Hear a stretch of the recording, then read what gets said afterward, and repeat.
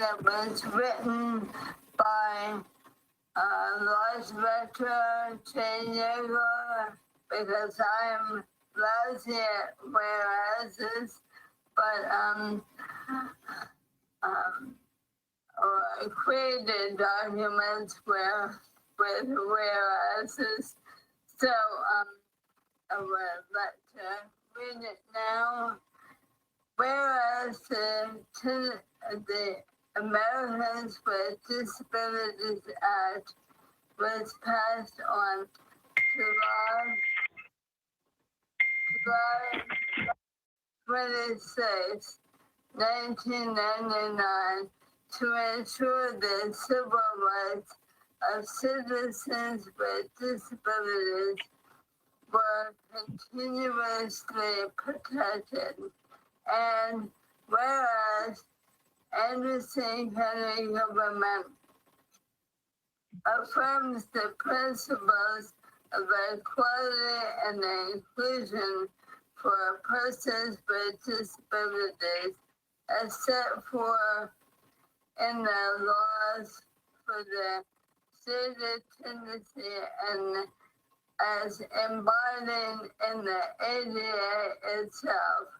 And whereas numerous organizations in the same county and the state of Tennessee work with constituents and communities to bring forth the promise of hope and freedom that was envisioned by the passage of the ADA.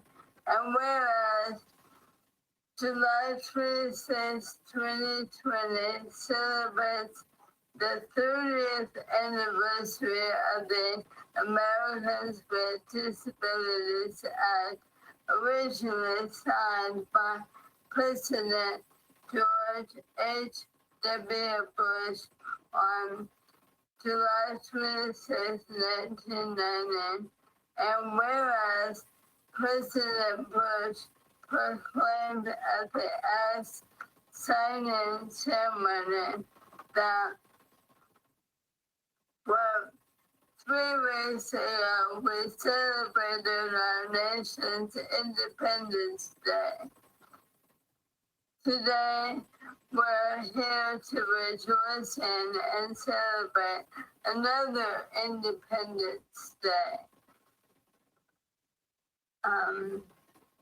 That is one that is long overdue.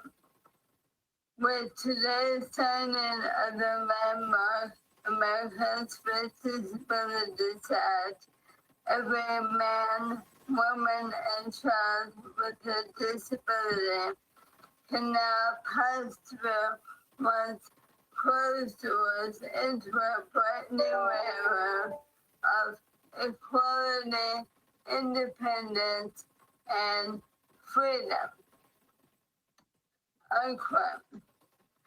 Whereas the ADA was the world's first comprehensive declaration of equality for people with disabilities, and it was a collaborative effort of Democrats, Republicans, the legislative and the executive branches, federal and state agencies, and people with and without disabilities. Now, therefore, be resolved by the Independence County Board of Commissioners meeting in regular session on this 20th day of July 2020, and we declare the 30th anniversary of the Americans with Disabilities Act comes at a time that we can all reflect positively on a bipartisan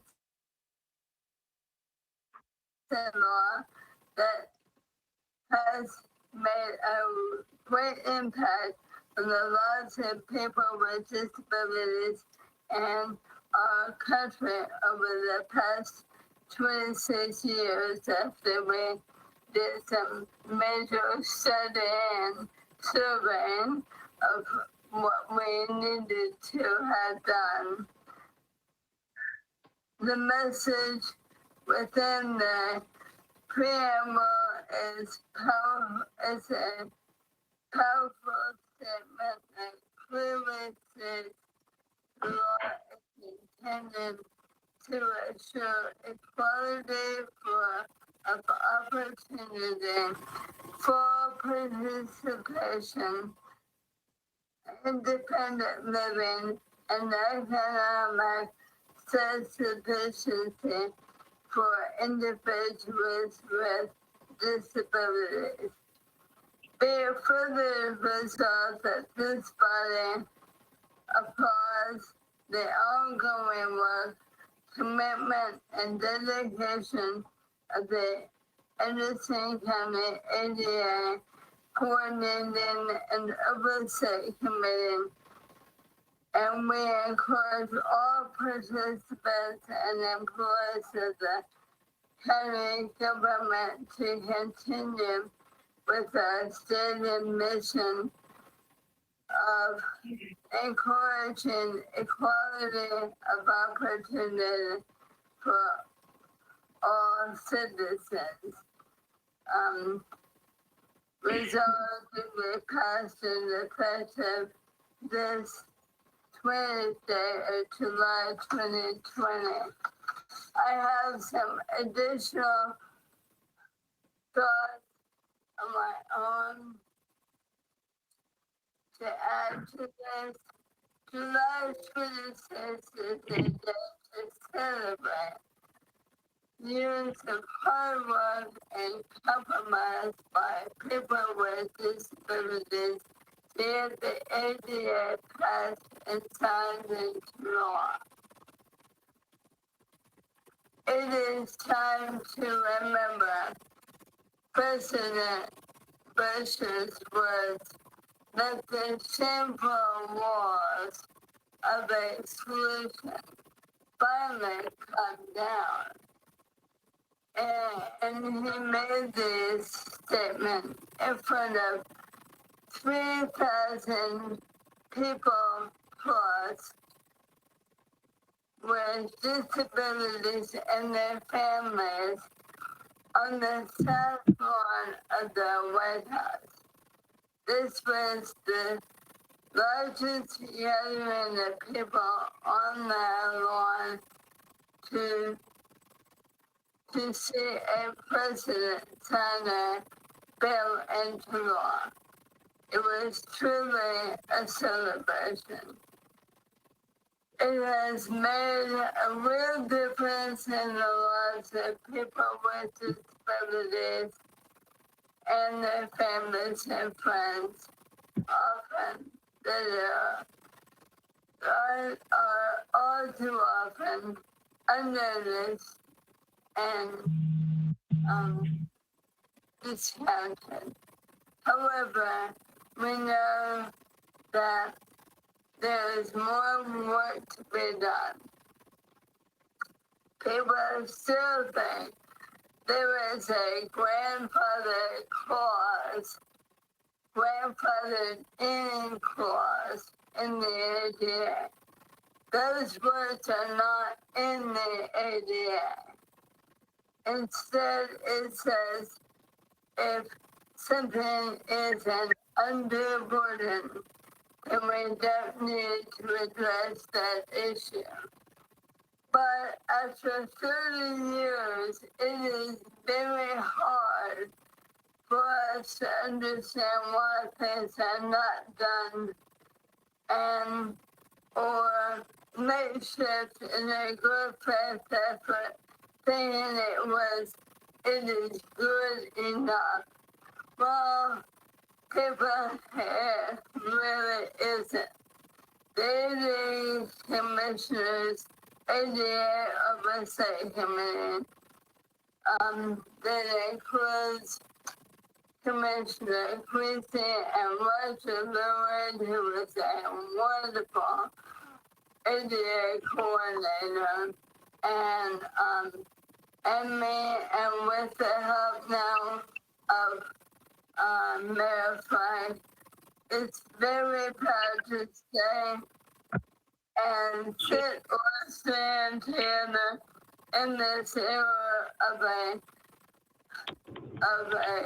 pandemic, being in our midst, to still make things right and follow the ADA standards of accessibility to make all of our buildings and services compliant with the ADA.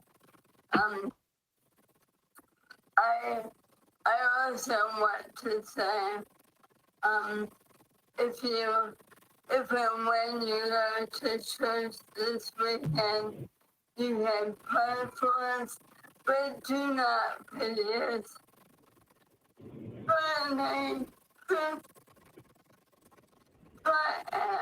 Include us in your activities and understand that we and focus on our abilities, not our disabilities. Thank you.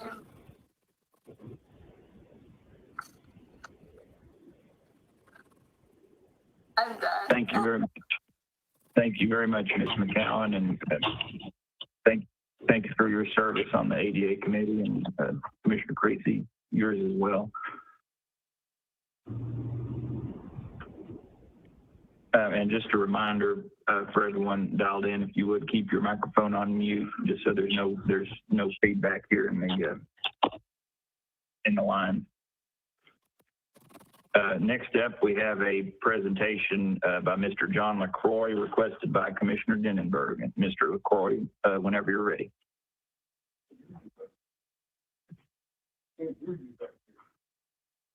Can't hear. No, we can't hear back here. Can't hear you is what he's trying to say. Oh, okay. Is this... That whole presentation is somebody. I don't know why they want to say. I don't think there's any. What's that? What he's trying to say is, the past conversation, they were just speaking upon. Yeah. We really didn't hear it back here. Okay. Well, I think we've got it turned up all the way. We'll see if. Turn that microphone down to the telephone? Yeah.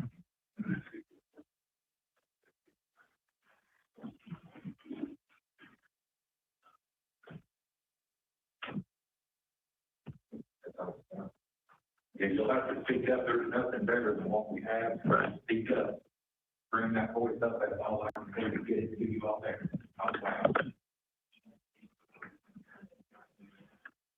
There was just some comments in the audience here that they're having trouble hearing the microphone. So just Mr. LaCroix, as loud as you can be is fine.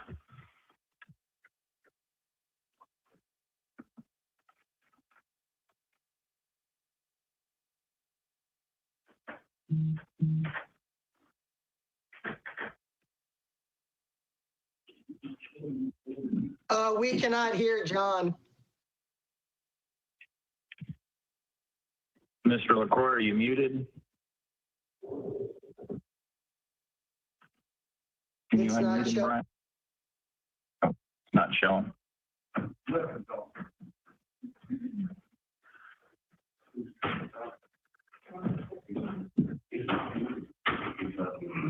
Okay.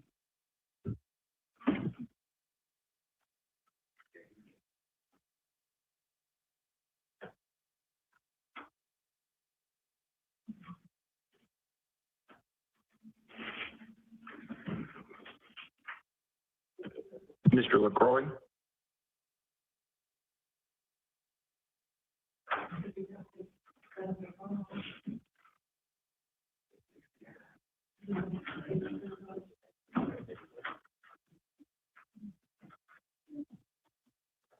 Okay, we'll come back, Mr. LaCroix. If you can hear us, we can't hear you, but we'll come back around to you. We'll go ahead and move along with the public hearing, and then we'll try to get you back in and listen to your presentation.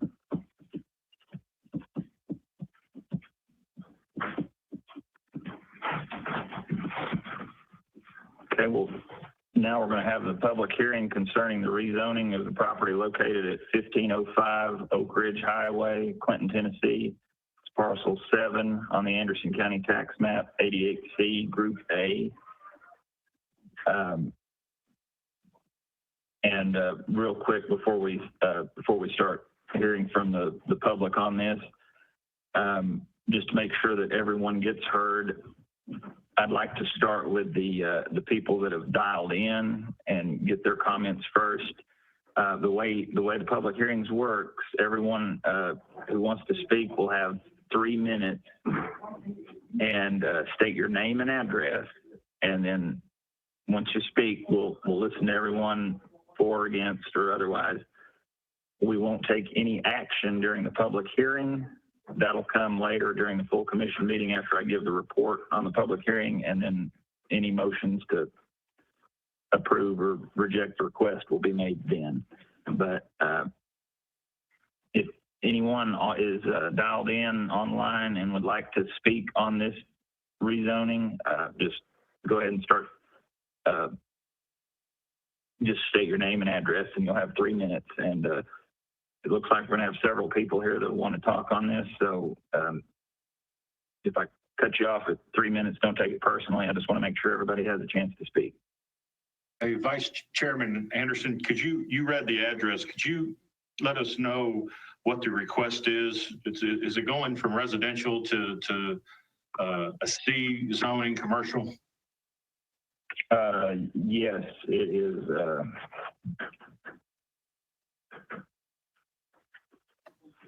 C1. It's the request is to C1. Right. Thanks. It's R1 now. It's R1 to C1.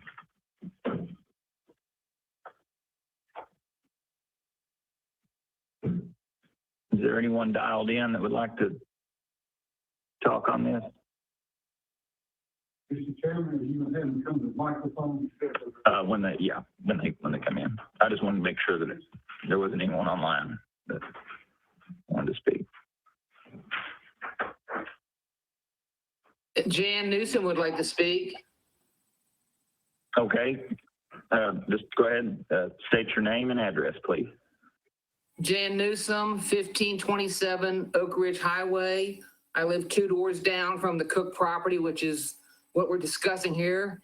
And I am vehemently opposed to this rezoning to C1. It's not suitable for commercial property. If it's any paving that goes on in there is going to flood the corner lot adjacent to it. There is no commercial zoning along our entire street from the Rocky Top, which is in front of Mariners Point, which is in the city limits of Clinton, all the way to the Marathon Station at 61 and 95. There is no zoning of commercial along our road. And so it would be a spot zone just to help Mr. Cook get more money for his property. There's no reason to put a gas station into this residential neighborhood. This is an established residential neighborhood that does not want commercial property, especially a gas station, in the midst of us. It would be a nuisance. So I hope you vote no. Thank you, Ms. Newsom. Is there anyone else online that would like to speak? If not, we can come back to you if anyone else calls in. Okay, and for everyone here in the audience, if you would just come up here and speak at the podium, and that way they can get you on TV and hopefully hear you. But just be sure to state your name and address. So before we start, due to this whole COVID-19, we actually have a petition for some of the elderly people that live in our neighborhood who weren't actually able to attend the meeting. So I wanted to pass this around before I speak, so that you guys actually had a copy. Yeah, if you want to, just bring it up, lay it up. So instead of everything, I'm gonna give everybody a chance to talk. Okay.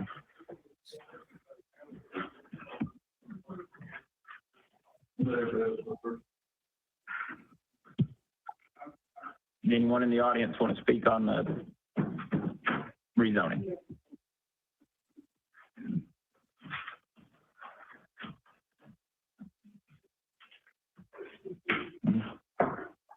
My name is Rebecca Vaughn. Ma'am, just stand in front of the podium and just give us your name and address, please.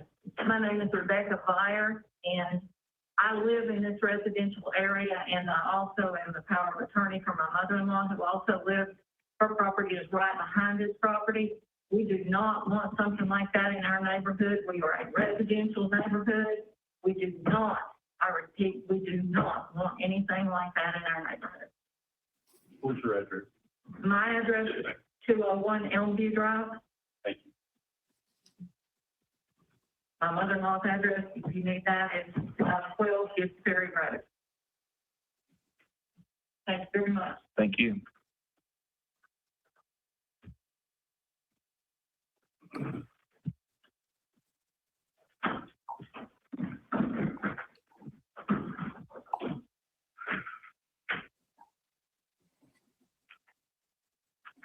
My name is Sabrina Keelis. We live at 502 Gibbs Ferry. Our property is right to the back of the proposed Cook residence. Our business line is right up where they're at. We have young children. We would prefer not to have a gas station in our backyard. We bought into that neighborhood because it is a quiet residential neighborhood. We are not wanting the added traffic. We live on a dead end. We do not want our kids being possibly ran over by cars running through the neighborhood trying to turn around at a dead end. We don't want the lights, the noise. We don't want the runoff that is going to go into the lake. So we are hoping that we can convince you guys to vote no. Thank you.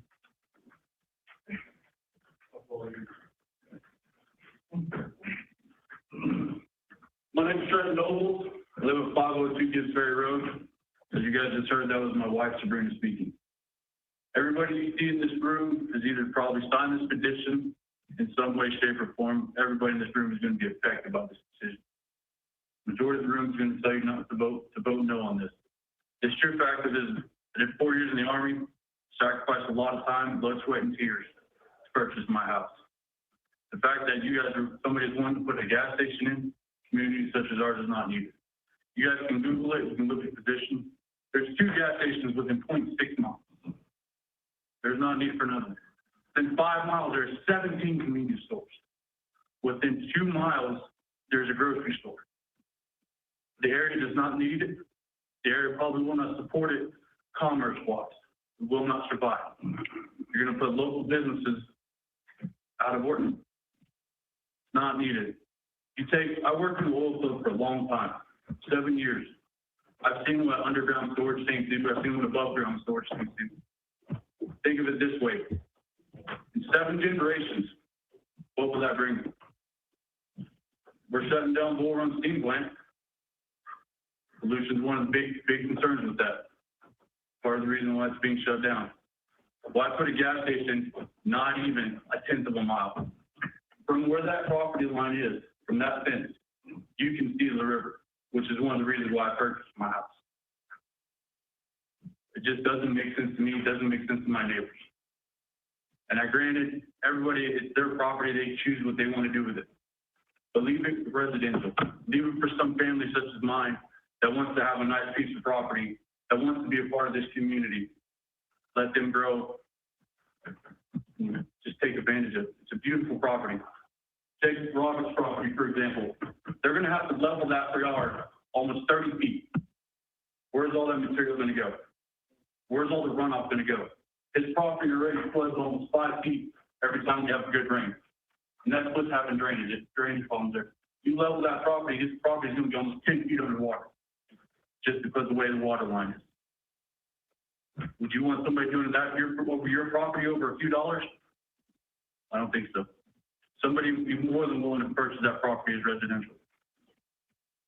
Don't make it commercial. Because what's to stop the next person from going commercial and the next person? And then we have a strip mall in our community. It's an old neighborhood. Some of the residents have lived there since 1969. They've built their house there. They've lived there. They've raised their grandkids there, their great grandkids. I want to do the same with mine. Allow us to do that. Don't vote yes. Vote no. Thank you. Thank you. Anyone else in the audience?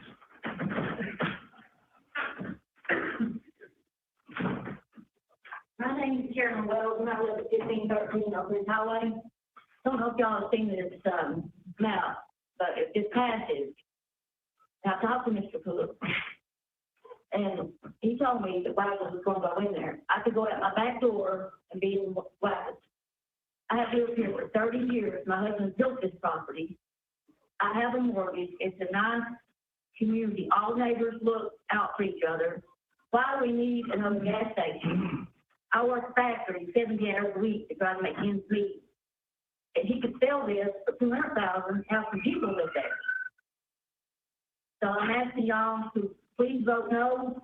And if this passes, who would buy my property for $50? When you want to live that close to the, I can come up my driveway where my new property meets. And right there is the gas station. Have y'all looked at this? Some of you, I think, come by and seen it. The driveway, when I turn in my driveway, I could be right there. And why should I have to suffer with all the traffic, drugs, whatever? We live in a nice neighborhood there. The homes are old, but we love living there. So I was really begging to just vote no on it. So, you know, if he gets this way, $450,000 sold, who's gonna buy my property? Would you buy it? That much traffic? You know, I've lived there. My husband built this house, and he's been passed away 7 years, and I've been there 30 years. So I don't think it's fair to everybody in this room that we have to suffer because he wants to make more money. I understand everybody wants to make more money. Who don't? But we're family. We live and work and try to hold on. That's what this is all about. So I appreciate if y'all would just say no. And I have to take off work tonight for this meeting. I missed the first meeting, and I get point systems when I missed off. When I talked to Mr. Cook, he can told me that I have to go down to his property, look at the sign at the courthouse, let him send me a letter. I said, really? Now this, you know, if you see this, you want to see this map, how my driveway comes up this, my new property joins. It's closer than when you're standing here. And that's not fair. It's not fair to nobody in this room because he wants, you know, he can sell it for $200,000. Homes on that street goes from 175, 200,000. People want to live there. So I appreciate it if y'all vote no. Thank you.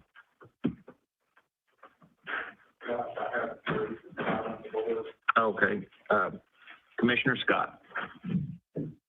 Thank you very much.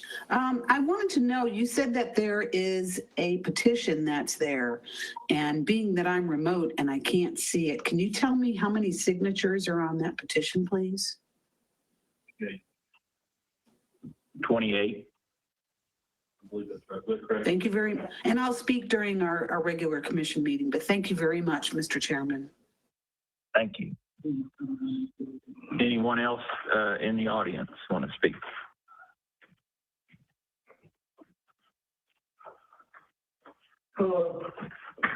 My name is Brian McGee. I live at 247 Circle Drive.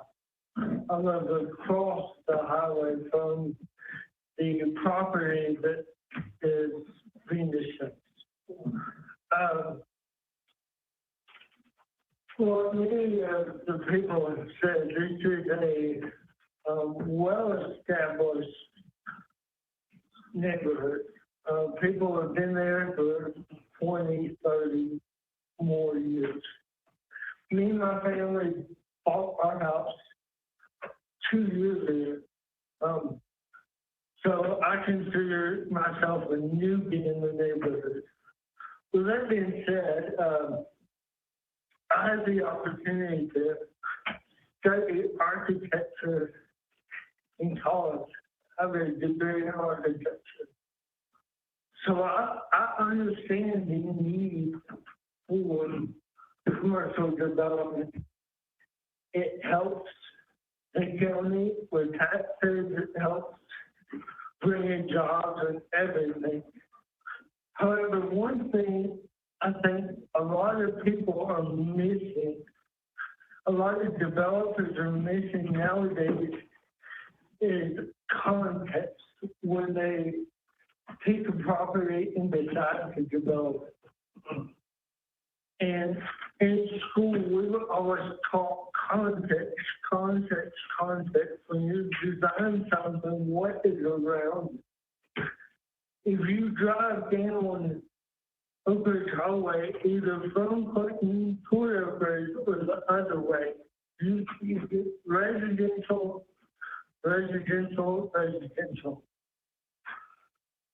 When you're coming from Oak Ridge and you're about to hit the first house, there is a separation right there. There is a Riverview Grill. There's a storage place, I think in Bell Bonds business. And there's a clear separation of when you go from commercial to residential. Now, you have someone that wants to go in and just pick a lot in the very middle of it and put a gas station. Or it may not be a gas station, it may be something else commercial. But this development would create noise pollution, create light pollution, create regular emissions pollution in a residential neighborhood. And I don't believe that if what is needed right here. So I ask that y'all vote no in the rezoning of this piece of property. Thank you very much. Thank you.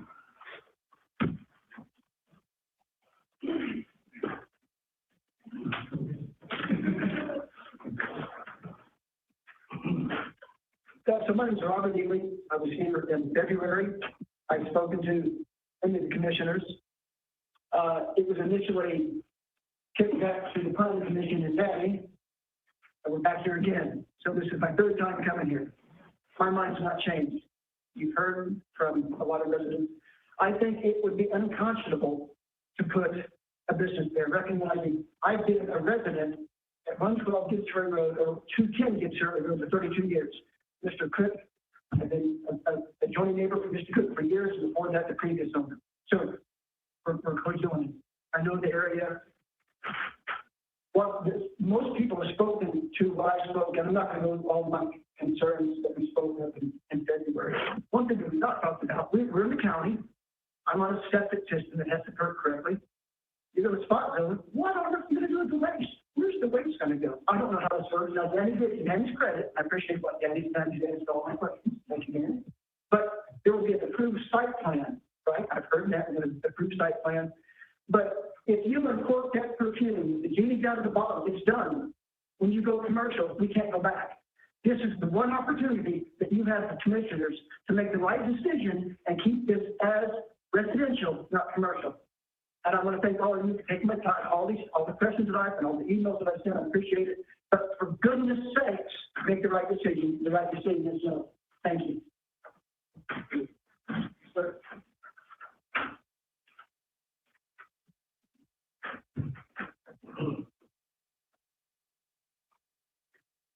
Good evening. My name is Cecil Carmichael. I live at 1528 Oak Ridge Highway. I'm across the street at a diagonal from the property in question. My parents brought me home from Oak Ridge Hospital to the residence that I dwell in now. I'm second generation in that area. My sons are buying houses adjacent to my property.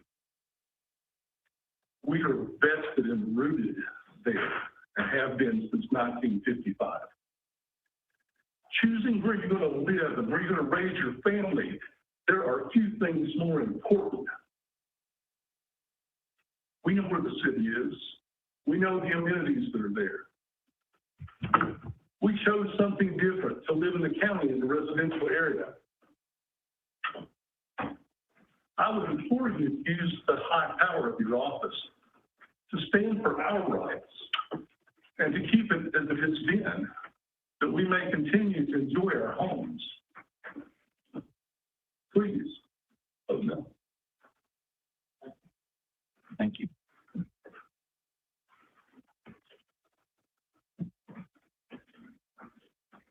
Hello, my name is Jesse Carmichael. My property is 1530 Oak Ridge Highway, Clinton, Tennessee, 37616. I'm the third generation of Carmichael on that hill. I recently purchased my property, it was about 2 years ago. And it's where I would like to raise a family one day. It's been a wonderful place to grow up. Now, I hate to see it change just because of the dollar sign. So I'm asking y'all to vote no and protect my future and my family's future.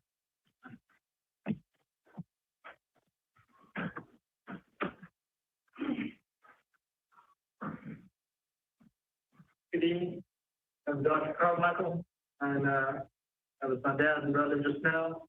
I don't currently own property along near just yet, but I hope to one day. It's been a great place to grow up. Like my brother said, I'm the third generation Carmichael. I've called and emailed most of y'all today. I appreciate your time for that.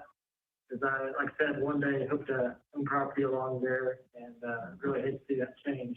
And if residential and commercial can just be flip-flops as a whim, just if somebody wants to change it, everybody else around wants to keep it the same, that kind of defeats the purpose of even having residential and commercial zoning to start with. So I hope you all will vote no against us, and I appreciate your time. Thank you, sir. Thank you.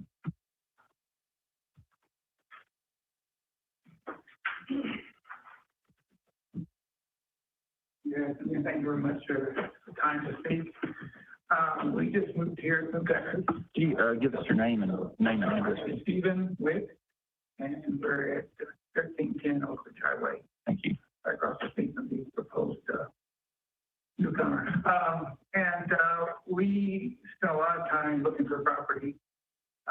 We went anywhere from Interstate 40 all the way up to east of here and south of here, and we came across this piece of property that faces the highway, the river in front of us, and looked at the rest of the neighborhood around there. Everybody's real settled, it's comfortable, it's safe, there's no everybody. And yes, there is a highway in front of us, but only during the day, it makes noise at night. It's super quiet and it's very nice.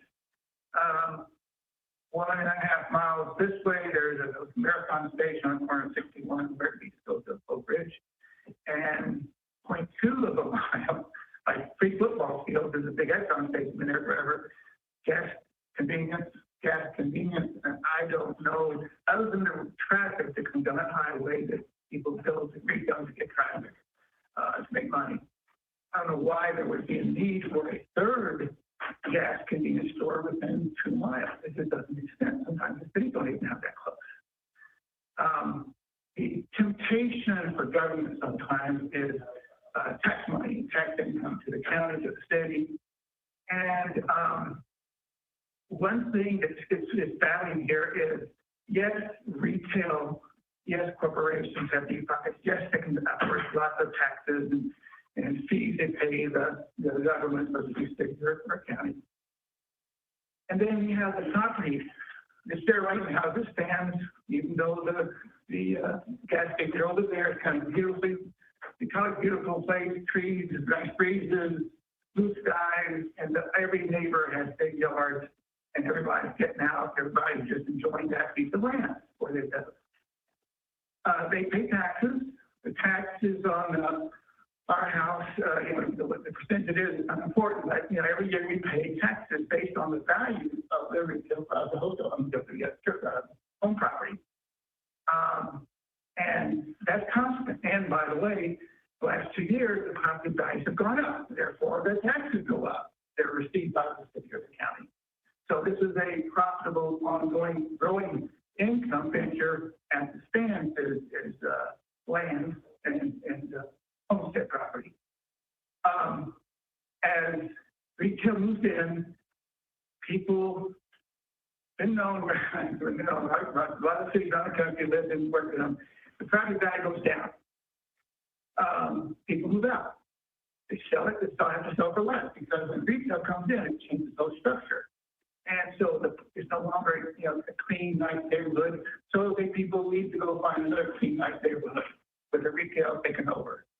So their property values go down, so that as this new venture would come in and bring some more, you know, money into the fund for the city or the county, then these property values go down, and there's a lot more property than there is for one family building in that area. Property values go down, and in doing so, the tax income to the city, state, county goes down.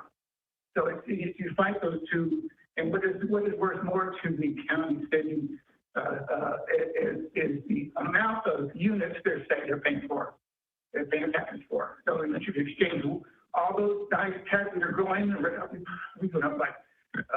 Mr. Witt, I'm sorry to cut you off. I just want to make sure we give everybody Okay, I'm sorry. time, but thank you. Thank you for your comment. And anyone else here in the audience want to speak? Go ahead. Hi, it's Kim Lee. I live at 109 Circle Drive.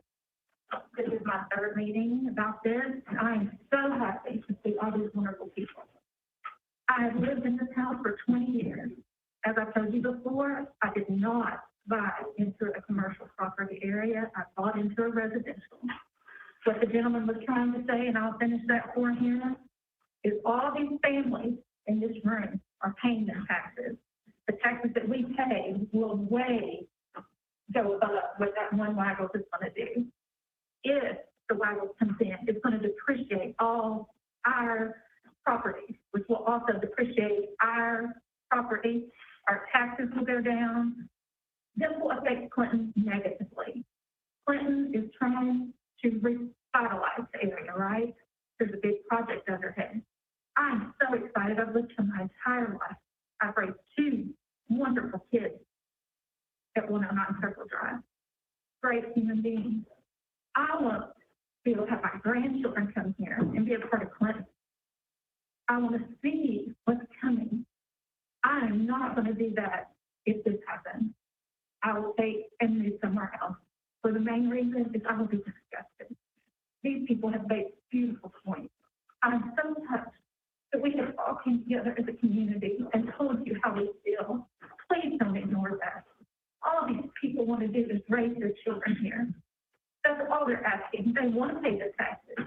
We're going to pay their taxes. Take it into consideration, but that's what we want as a community.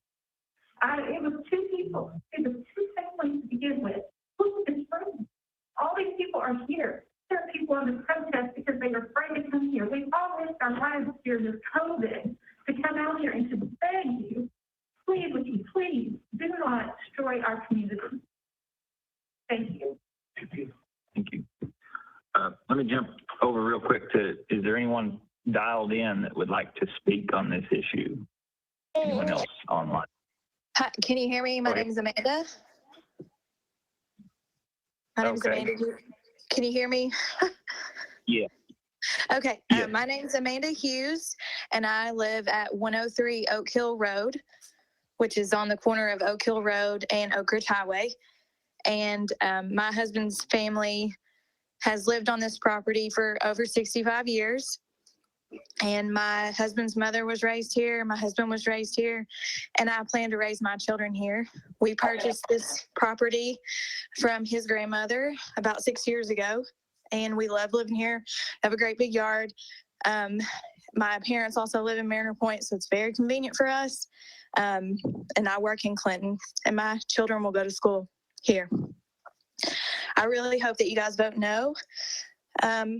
This will be about 700 yards from my house. I agree that home values will go down. I agree that we don't have a need for another convenience store or gas station. I was hoping to bring a youthful view to this meeting, along with other parents that are trying to raise their children here. I don't think a convenience store that's going to be open 24 hours a night is going to be a safe area for my children to be, with increased traffic on an area that it's already hard to pull out on the highway, especially during high traffic volume. I don't think it'd be safe to add another place to pull in and out with multiple cars unless you had a red light installed. I really don't think the litter increase from people buying, from making purchases at a convenience store in my yard is going to make me very happy when I come home from my job every single day. And I really hope you guys vote no. I'm going to go. I've got somebody else that needs me, but thank you guys for listening to me. Thank you. Anyone else on that's dialed in that wants to speak on this? Anyone else here in the audience?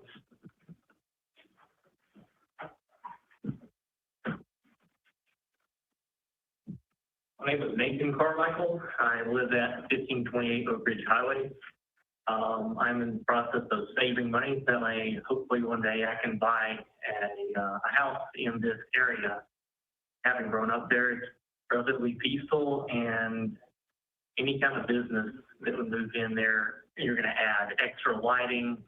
It's not necessary. If a business is really needed in there, at the Rocky Top station, there's a couple of spaces on either side of the gas station that have been vacant for almost its entirety. So if they can't fill those, then there's no need for something else getting stuck into the middle of a residential area. Thank you. Thank you. Is anyone else here in the audience?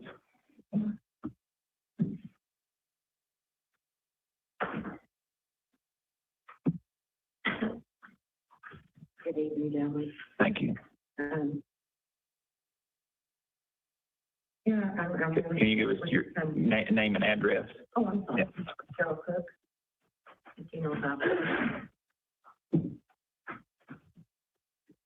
I'm really hoping that we can come to a conclusion in this matter tonight. And, you know, I really think that we all want the same thing. And that's the right to their happiness, earn a living, and to innovate. We have to innovate for a better future for us, for our children, for security, for jobs, for the growth of our community.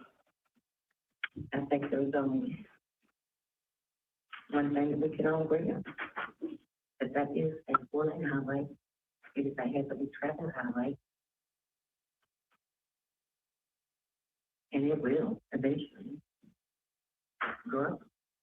And I would like to see it grow.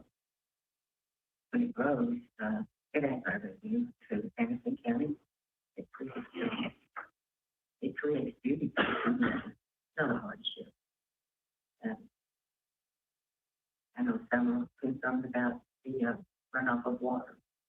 The gentleman that has that concern, he has the very best thing he can have. He has a dry well in his yard, in the back where it drains. The gentleman that lived there before him, Mr. Barger, had that put in. That took care of the problem. When he moved there, he had it all filled in, therefore it caused him to be flooded again. But in lieu of that, we are offering that retention pond to be built there to control the runoff of any water that would be caused from the asphalt or concrete or whatever. And it may not even be a water, but it may be a shopping center that we have not before. There's several businesses that go in there that would not affect, you know, gas or anything. That's not necessarily what's going to go in there. I have 3 outlets right now for fields there.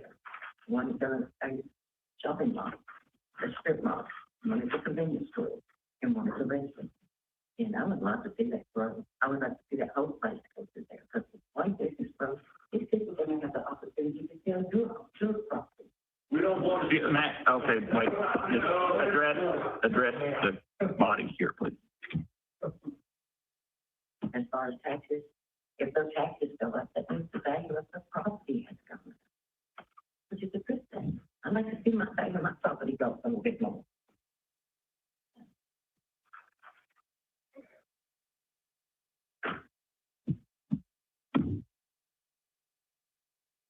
I hope that I can convince you all to say this. This is for the pursuit of happiness for my family, for the well-being of my family, especially for my brother, who is down in a wheelchair and unable to care for himself. And we need the residents from that property to be able to care for him. Just like anyone else here that wants to care for them. I'm sorry to, about 3.5 minutes, so I need to stop you there, but thank you for your comment. Anyone else dialed in that would like to speak?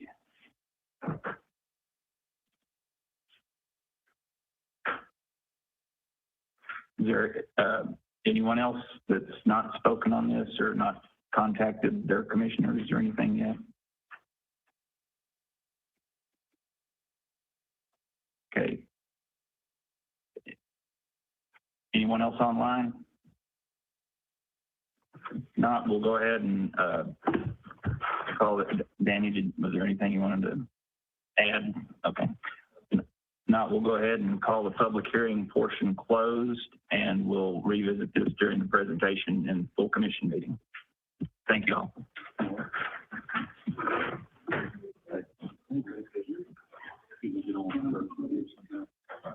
Mr. LaCroix. Did Mr. LaCroix, are you back?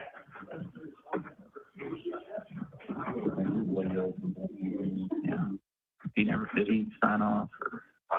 Who was Mr. Who? LaCroix. John LaCroix. John LaCroix.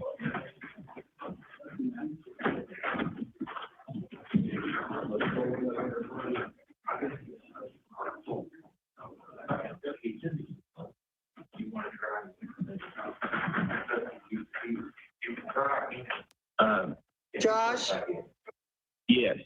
Mr. LaCroix is there and so is Mr. Chuck Head. Okay. Mr. LaCroix, if you're ready to present, we're ready when you are.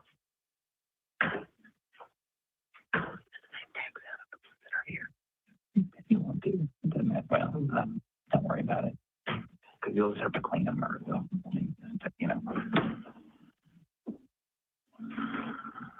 John, your microphone is not working. It is off. It is completely off. It shows, yes, the IT director says you're completely off. You have no audio at all. It's not muted. You don't have audio in the section that you're joined in with.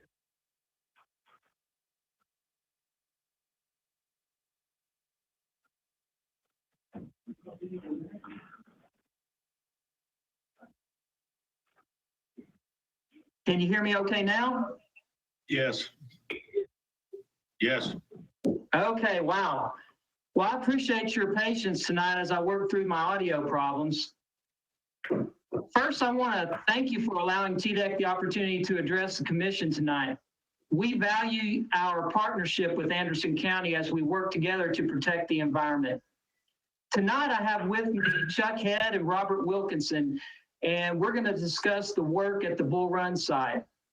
But before I turn it over to Chuck, I want to give you and your citizens a brief background of each of our representatives from TDEC here tonight. Personally, I've worked for the department for 24 years, working for both our Parks and Conservation side of the house as a park manager and ranger, and on our Bureau of Environment side as a regional director for external affairs. I have over 22 years in the Army Reserves also.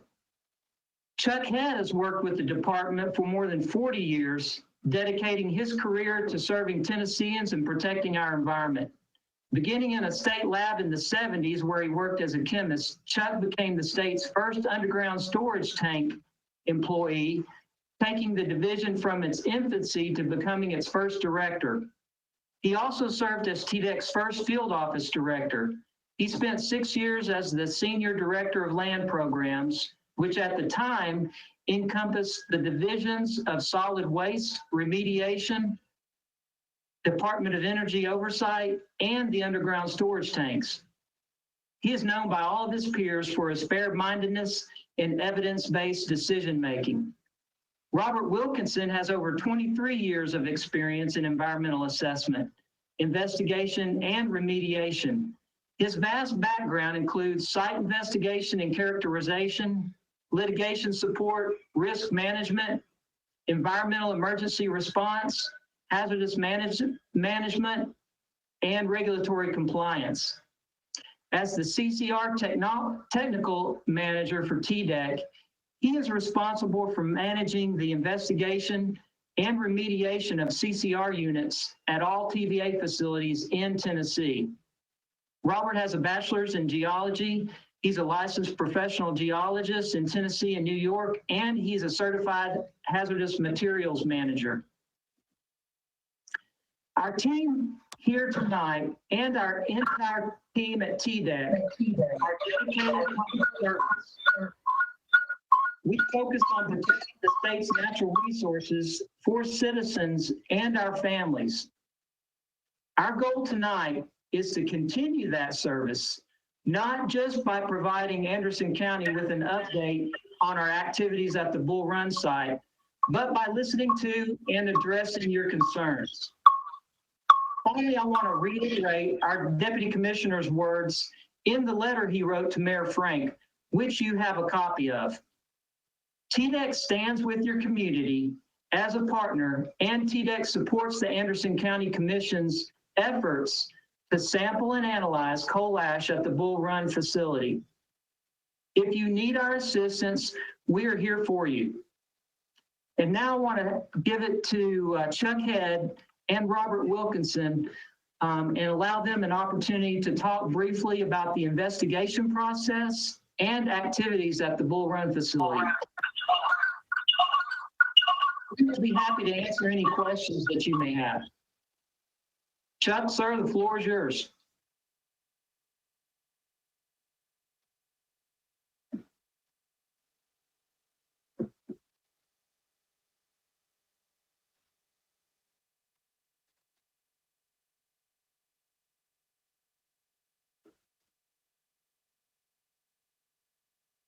Can you hear me now?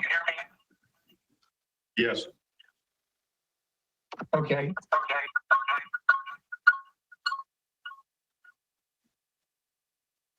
Well, first of all, thank you for letting us talk tonight.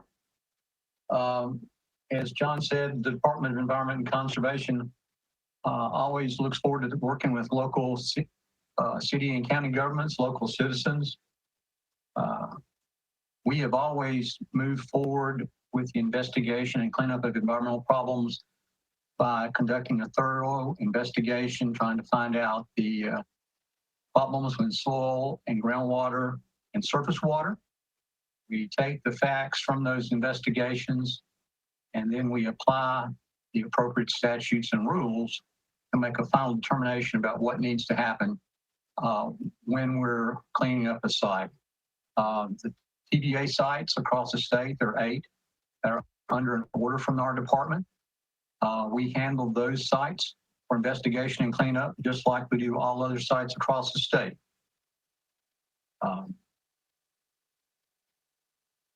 We first began investigation and cleanup of TVA sites that have coal ash back in December of 2008 with the failure of the TVA Kingston coal ash landfill. We worked on that project with EPA, worked with local citizens, local government. We basically investigated the site and cleaned it up in about 7.5 years. It cost about $1.3 billion to do that. We issued an order that required TVA to take those actions. When we issued our first order against TVA in 2009, we also required TVA to go out and look at their sites in other places where they burn coal to generate electricity. So there are 7 other locations in the state that were required to go out and look at the stability of their landfills and their surface impoundments.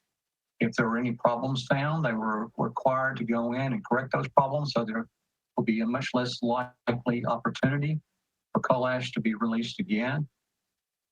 In 2015, we issued 2 different commissioner's orders against TVA.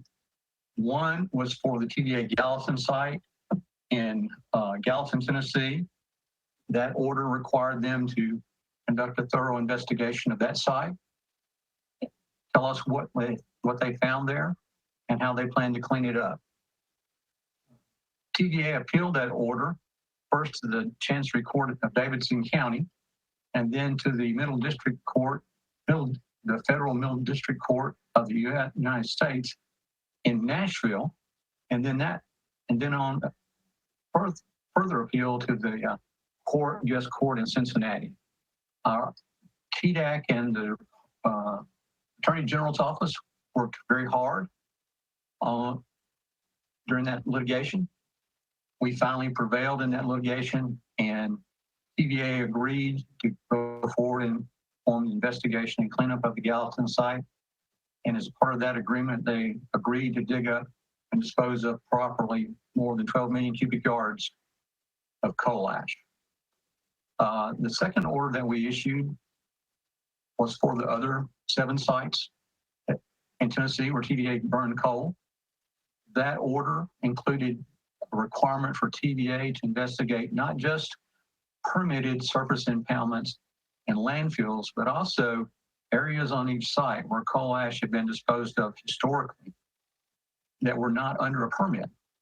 The reason we took that action was we felt it was important to look at the whole site and not just the area where coal ash was disposed of in permitted landfills and surface impoundments.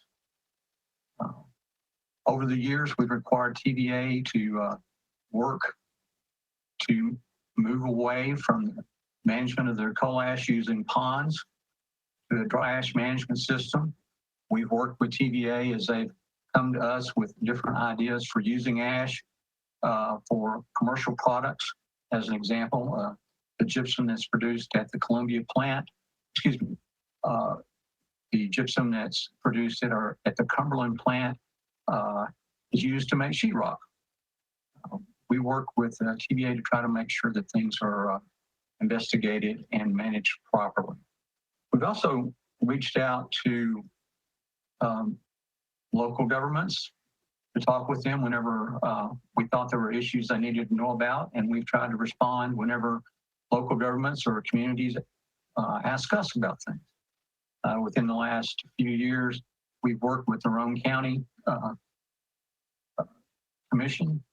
There were questions about whether the groundwater sampling at the TVA Kingston site was being conducted properly.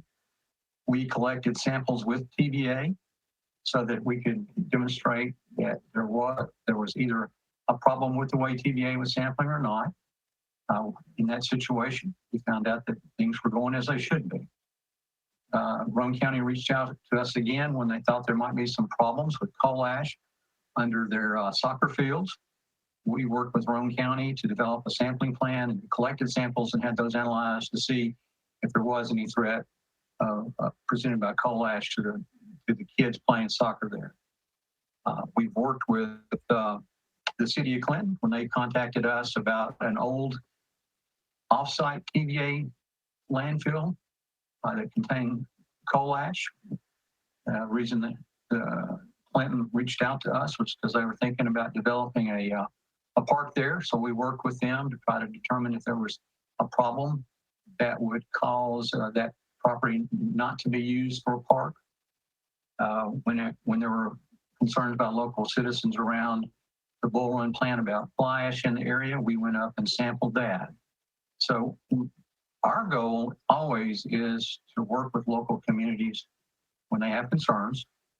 I know that there are folks in Anderson County that have some concerns about some of the data that was generated at the TVA Kingston site. We were contacted about that. We've made our records open to everyone. We also understand that if there are members of the county commission or the citizens of Anderson County and there's a need to the county to take samples on their own, we fully support that. Our goal is to work with counties and to build trust and to do whatever's necessary to work together. We found over the years that the best way for us to be successful in protecting public health and environment is to work with the local citizens of the area the local counties, as well as the businesses that may have problems. So Robert, if you want to go forward, please do so. Thank you, Chuck. Can you hear me? Is my connection good?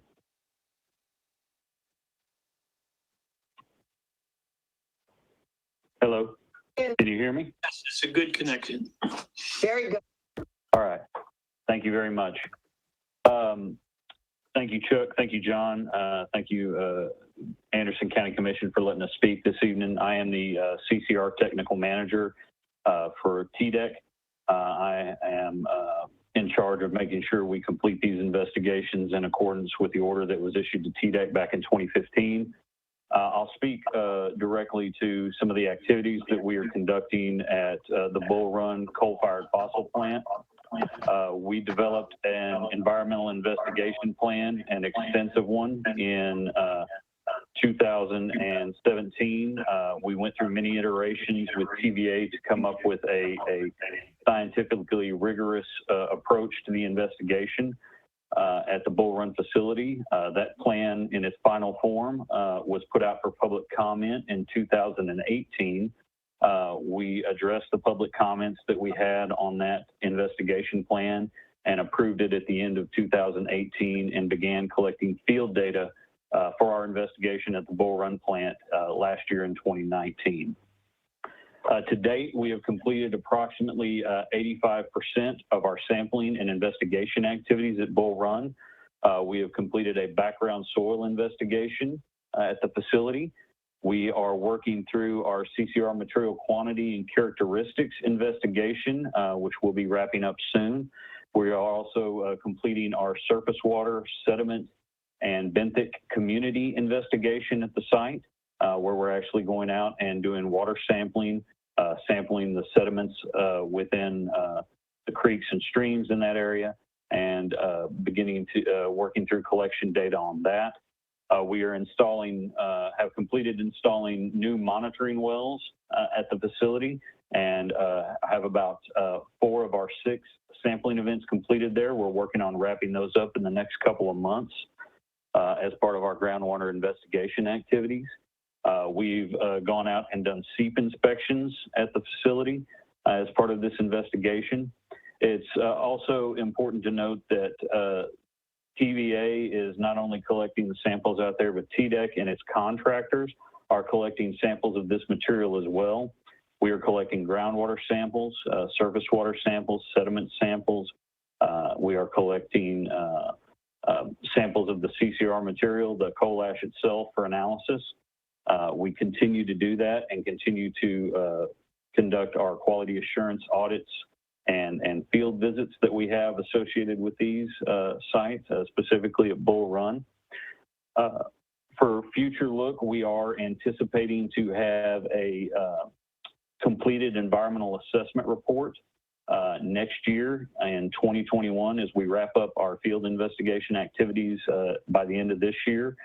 And we are looking to determine what is the appropriate selection of remedy or closure of the Bull Run facility sometime in 2022 is what the current schedule is. We are doing our best to be very rigorous in our collection of data and analysis, working with TVA to make sure that the data that is collected is scientifically valid and defensible, and will allow us to make the correct decision when it comes to closure and remediation of the Bull Run facility. John, I'll turn it back over to you at this time. Thank you for the opportunity to speak here before the commission. Commissioners, again, thank you for allowing us to present tonight. What questions can we answer for you?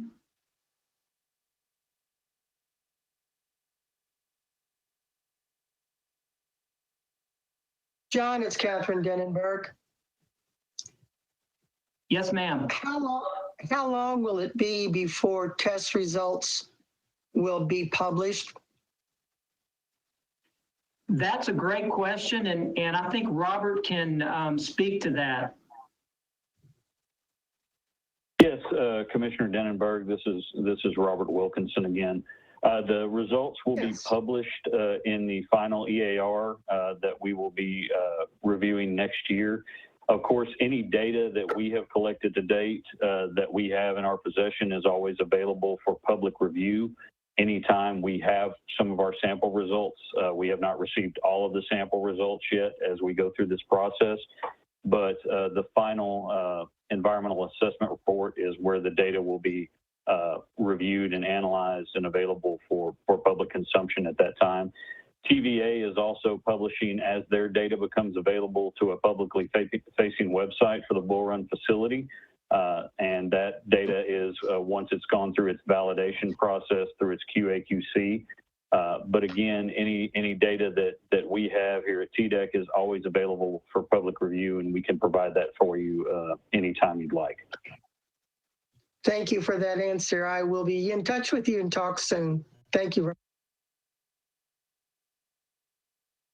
Yes, ma'am.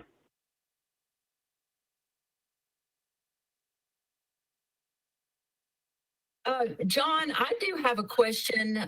This is Mayor Frank.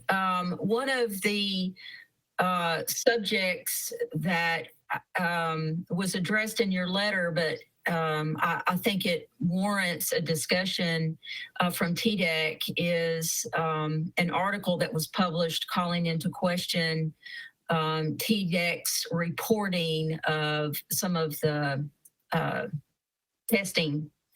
And if you don't mind, if one of you would be willing to address that just for the commissioners so that we could, have a discussion about it.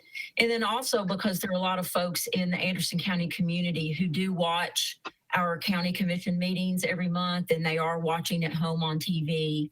And if you are willing to talk a little bit about that, we would appreciate that. Yes, This ma'am. is Chuck Head. Can you hear me? Yes. I'll talk about that a little bit. I was pretty heavily involved with the data in question. That this happened in January of 2009. I believe that's what you're talking about, when we collected some soil and ash samples at the TVA Kingston site.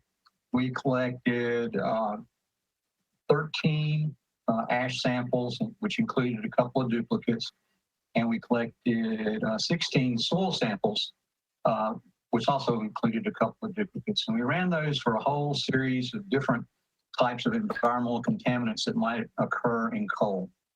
So there was a question that came to us from the media about two different types of results. The first one had to do with total uranium that was in the ash.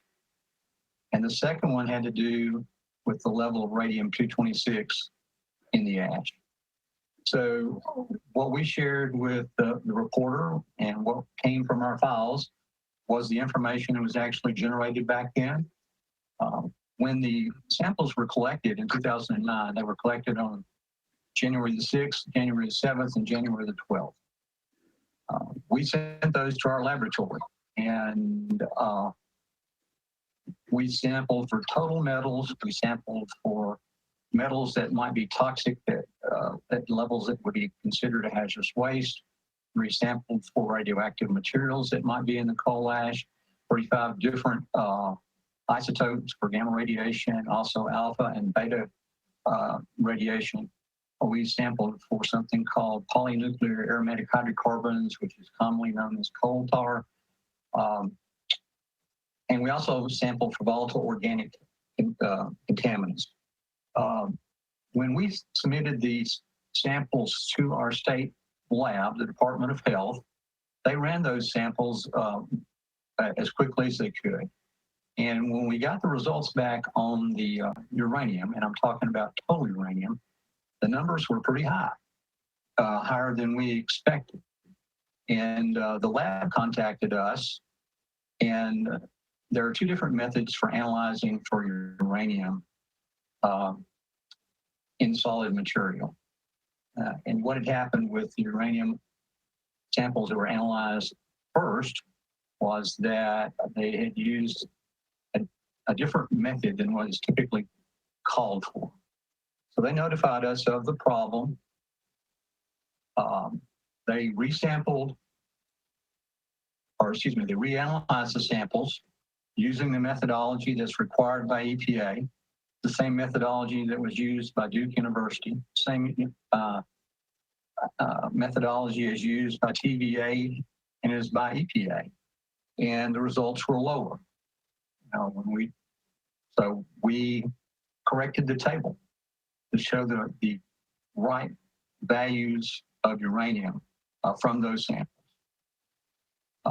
There was a posting on our website that also included the level of radioactive materials.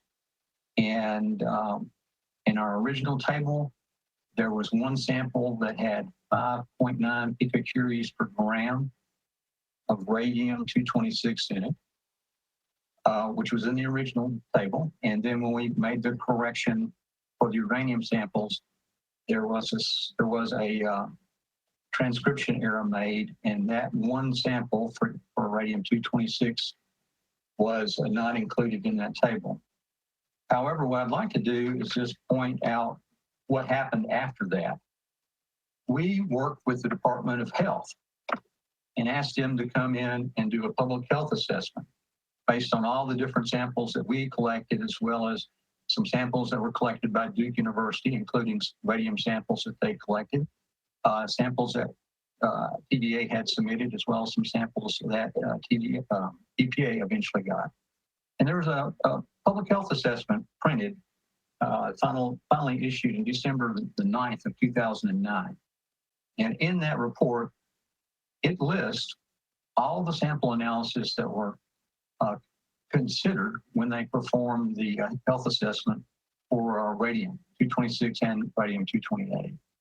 And it's very specific in its nature. In the document itself, it's conclusion number 12, and after the Department of Health looked at all of our data that was generated by the Department of Health in their laboratory, and all the data that was generated by Duke University under Dr. Avner Vingosh, they looked at that information. They looked at the background information for this site, how much radium-226 and 228 occurred locally. They also looked at the levels in the soil in the area. They partnered with the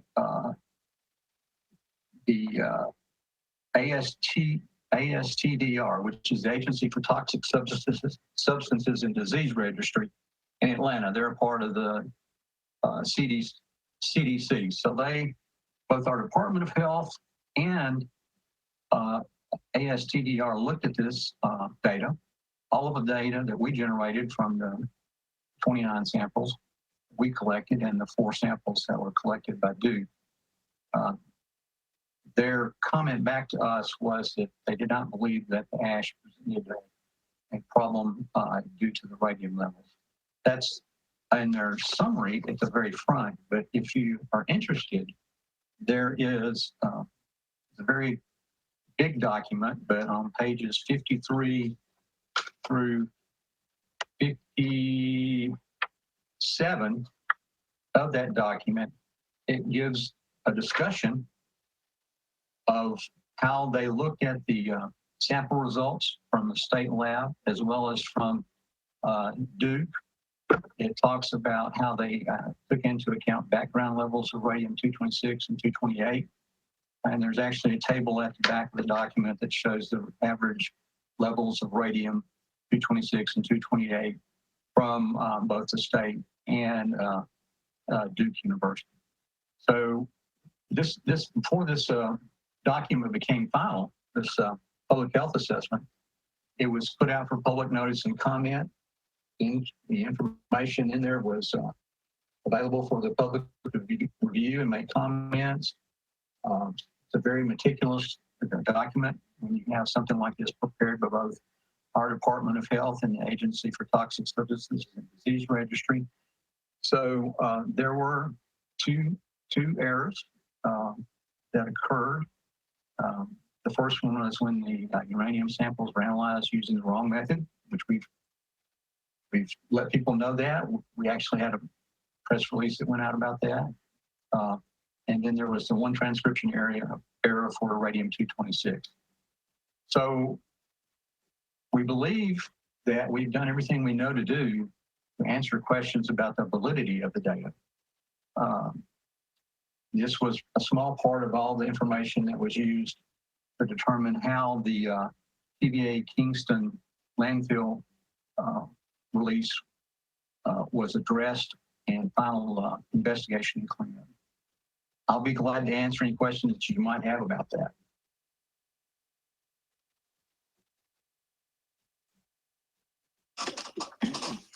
Could I comment? This is Commissioner Smallridge. I appreciate the information presented tonight, as well as the letter, the email from the director, deputy director. And I think the point was that I was making, these media reports that came out concerned a lot of people. And they were left with the idea that that this was happened and this was a serious problem. And I know somewhere along the line, I think people missed the explanation, maybe for whatever reason it might not have been picked up or was too complicated. And I can see that it was fairly complicated. But I think the response tonight is helpful, and I appreciate the comments very much. Thank you. But you're more than welcome. And I'll just say again that, when people come to us and ask us for whatever information we have, all the information that we have is public information. And we try to provide whatever we have to people. If questions pop up about something, we try to answer them. If there is an error that's recognized and we're asked about it, we try to step forward and correct that. As I said earlier, all of our decisions about environmental investigation and cleanup are based on science and facts. We depend on those to make the right decisions for the local community. And we always want to do the best job that we can. And we also recognize that folks in Anderson County may not be as confident as we would like them to be in TDEC. And if Anderson County would like to go forward and collect their own samples, we certainly understand that, have no problems with it at all. If there's any questions that you may have of us about how to do that, we'll be glad to answer them. If you don't want to contact us and ask any questions, that's fine too. We just want to be good public servants. That's our job. And we greatly respect the folks there in Anderson County. We want to be protective of the folks that live near the Bull Run plant.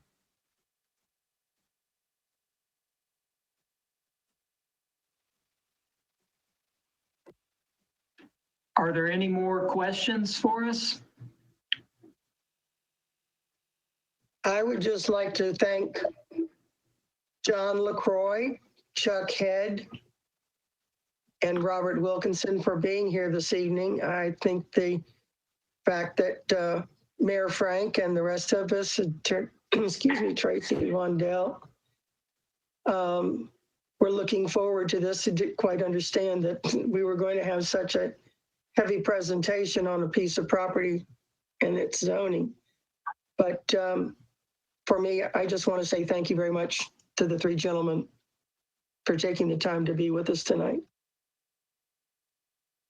Thank you, ma'am. Well, we thank y'all very much. We've been to 2 previous meetings there with Anderson County and have been glad to come to those and answer questions. We're glad to participate tonight virtually. And if you have a need or desire for us to come talk with you again, we'll be glad to do that. If you want to call us up individually and talk with us, we'll be glad to do that. Our job is to be protectors of public health and environment, and we take that very seriously. Appreciate the job that you do in trying to take care of your local community.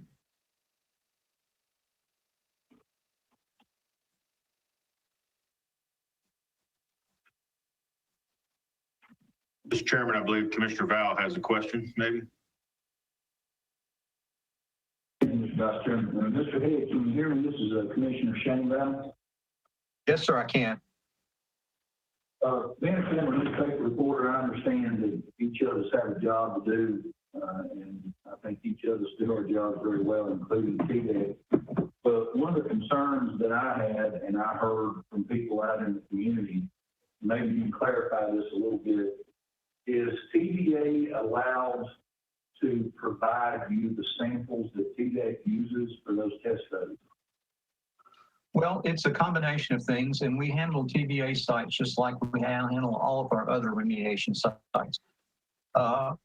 In particular with the TVA investigation, TVA has to submit to us an investigation plan for each site. And in that plan, it has to tell us what they're going to do. You know, if they're going to put in monitoring wells, they're going to put in soil borings, they're going to take soil samples, they're going to take ash samples, groundwater samples, surface water samples. We review that plan. We send it out for public notice and comment so people can see what's going on. And then during the work, once that plan for investigation is completed, TVA proposes to us specific acts they're going to do at the site, when they're going to go out and put in a series of monitoring wells, or when they're going to collect samples.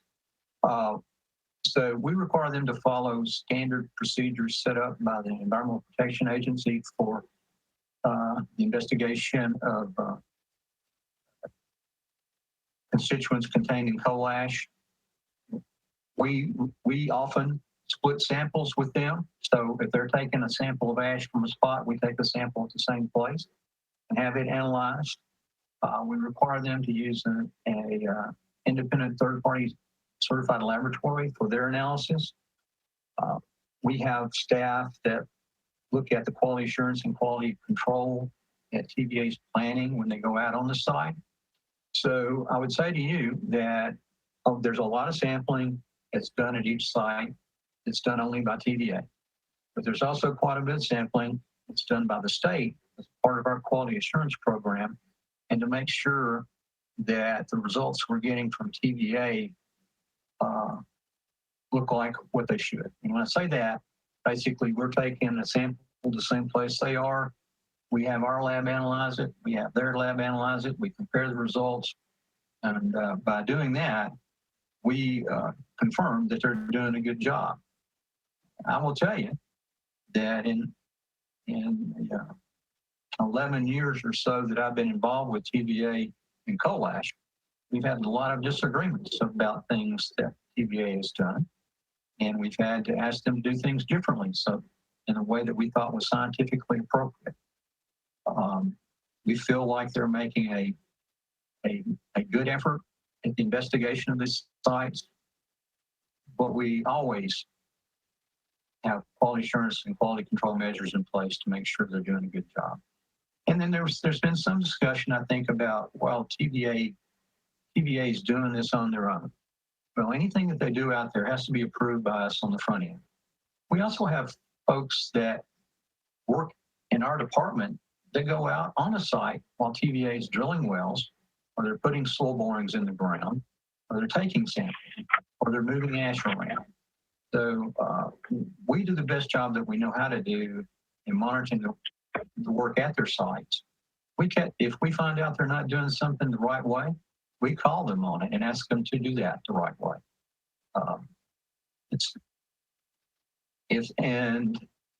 Tennessee is somewhat unique in the nation, and we're the only state in the nation where every commercial coal-fired power plant is under an administrative order to do the investigation and cleanup. It's not a voluntary action that they're taking. We've taken civil action against them through the issuance of commissioner's orders that require them to do certain things. And if they don't do things the way we like for them to be done, or don't do them correctly, we have the authority to go in and require them to do it the right way. So we're doing the best that we can. If anyone has questions about the quality of the work at TVA, we'll be glad to sit down and talk with them about all the things that we do to try to make sure that we're getting the right message across. I will give you an example of two things that have happened that I think are very important in our state. The first one involves our Gallatin site for TVA, where we were in court for almost 3 years. fighting TVA on the way they wanted to close the site at Gallatin. So we appeared in Chancery Court, Davidson County Federal Court in Nashville. We're involved with the case at the Cincinnati Appeals Court. At the end of that, we firmly believed, based on the knowledge that we had on hand, that TVA needed to excavate the ash that was in the ponds at the Gallatin site. They didn't agree with us. That's why we were in court over this. At the end of the day, they agreed to remove more than 12 million cubic yards of coal ash from those ash impoundments and either dispose of it in a proper landfill or try to determine a way to recycle it. The second thing I would mention to you is that in the city of Memphis, they have a plant that generates electricity there. It's called their Allen plant. Well, the Allen plant is over what's called the Memphis Aquifer. And it's the aquifer in Memphis where the city gets all the water for all the public water across the city and the county. We found some high levels of arsenic in some shallow wells below the surface impoundment. TVA had constructed 5 deep wells into the Memphis Sands Aquifer and planned to pump that water up and use it for a new unit that they were going to use to generate electricity using natural gas. Once we found out about the arsenic levels, we talked with TVA. And we basically said, this is above the city of Memphis's primary source of water, as well as Shelby County. And we don't think you should turn on those deep wells and pump water up out of those to distribute to your plant, because we think it might pull contamination from shallow groundwater above into the aquifer. At the end of the day, after some public meetings and some serious discussions, TVA agreed not to activate those wells. And that was a very, it was the right thing to do. It wasn't an easy thing to do. TVA had invested several $1 million in installing these wells into the deep aquifer there in Memphis. And when we told them that they couldn't use those, not only did they lose their investment in those wells, but then they had to purchase water from the city of Memphis to run their new natural gas fired turbines to generate electricity. So sometimes things aren't easy, but that's okay. We believe in the end, if we do things the right way, it's better for everybody. Thank you, Mr. Head. I appreciate your time. Thank you, Mr. Vice Chairman. Any other questions?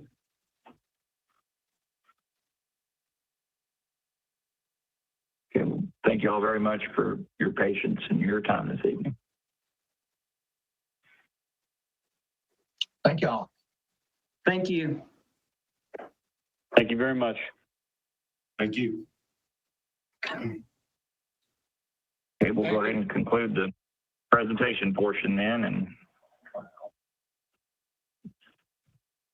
All right, we'll Thank just you all. roll it.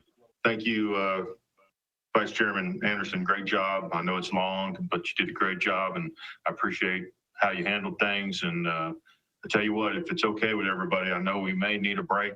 We started at 6:02, I think it was, in the public hearing session, and we are at roughly 7:35. So let's take a 5-minute break so everyone can maybe get a cup of coffee or use the restroom. Let's be back on at, let's just say 7:45. Okay, if you want to sit there, you can. I'm just going to turn my camera off. Going to go to the restroom.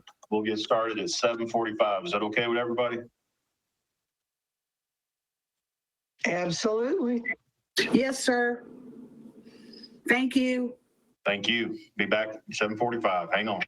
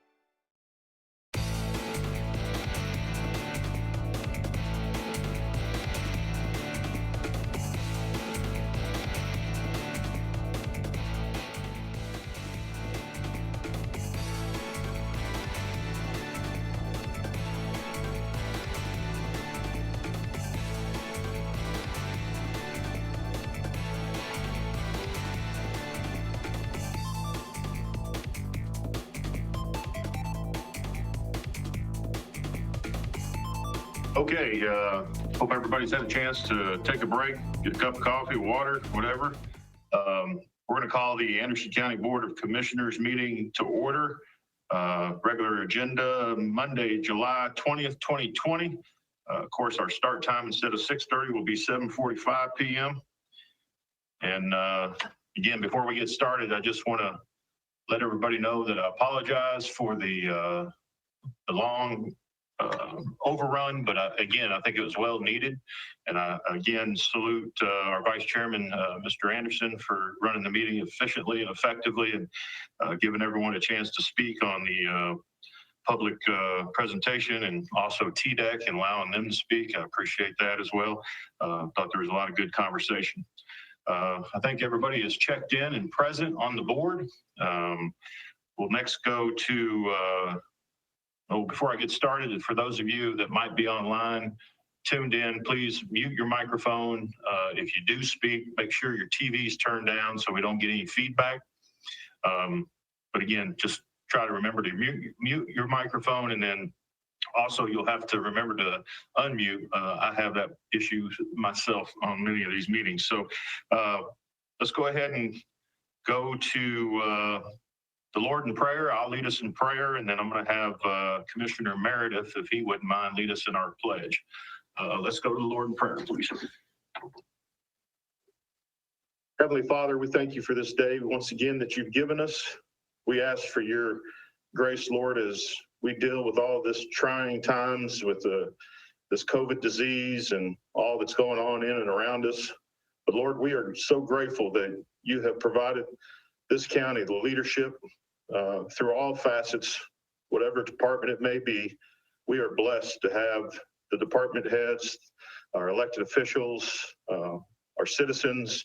This county is moving in the right direction and staying humble to you, Lord, because we know that when we face challenging times, we can lean on you, and you'll provide the strength we need to fight through whatever it is. And you hold this county together, and our great county and great state and our great nation. And these things we ask, Lord. Amen. Commissioner Meredith, would you lead us in pledge? Yes, Mr. Chairman. Salute the flag, stand.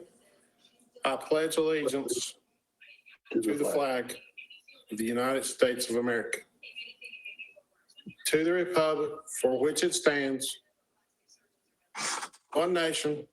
My mic is cutting out. Let me cut mine off.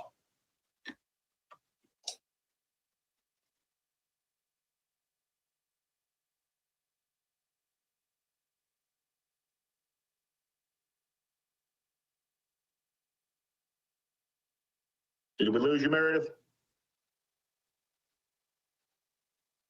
I think we got it in there. I'm having trouble, Mr. Chairman. Can you continue? Go ahead. If you're there now. I'm losing the signal. Can you continue, Mr. Chairman? Yeah, let's just start over. I pledge allegiance to the flag of the United States of America and to the republic for which it stands, one nation, under God, indivisible, with liberty and justice for all. Thank you, guys.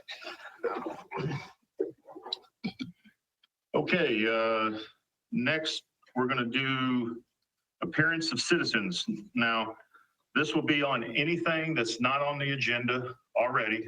Many are there, I'd say, still for the public hearing portion, and that will be covered on item 5, which will be 2 more items down. So you can save your comments till then. I would suggest that you let the chairman, Vice Chairman Anderson give his report, and then let the body take action and ask questions. We certainly will let you talk if need be. I don't want you to feel like we're going to cut anyone off, because that's not what we're about.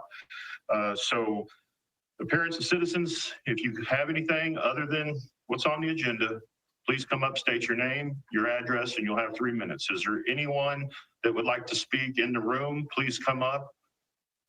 You guys let me know if there's anyone that's coming up.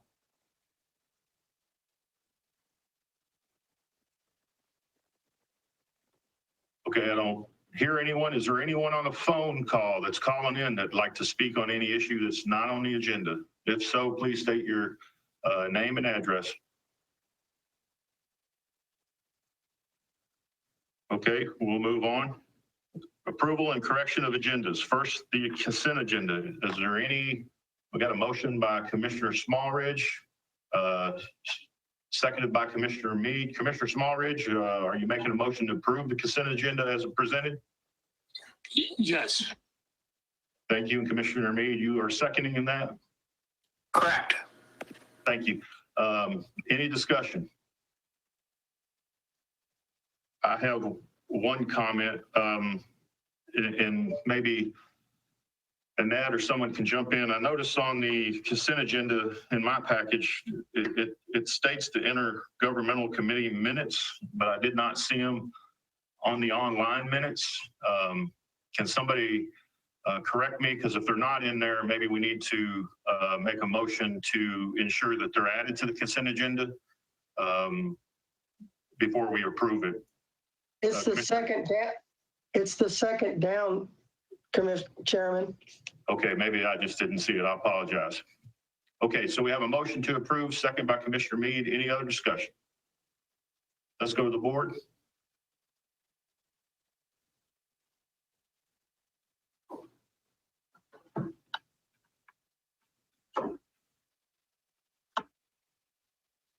We're just waiting on Jameson, Anderson, Mead, and Small. Oh, excuse me, just Jameson and Anderson.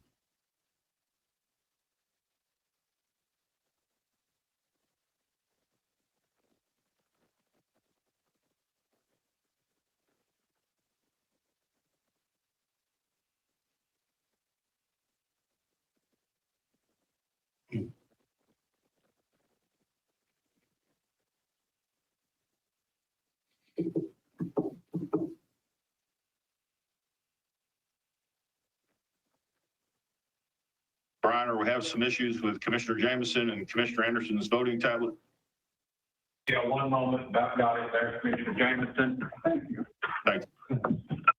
Here's his voting. You want me to go ahead?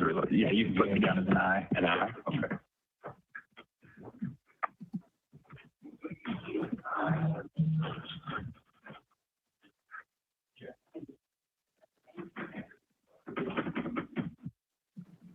Go ahead and vote, Jameson.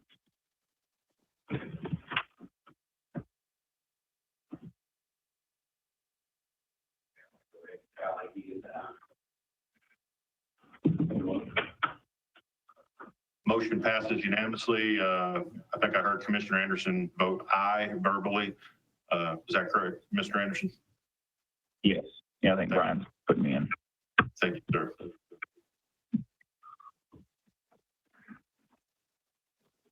You don't need us to vote again, do you, Brian? Are we good?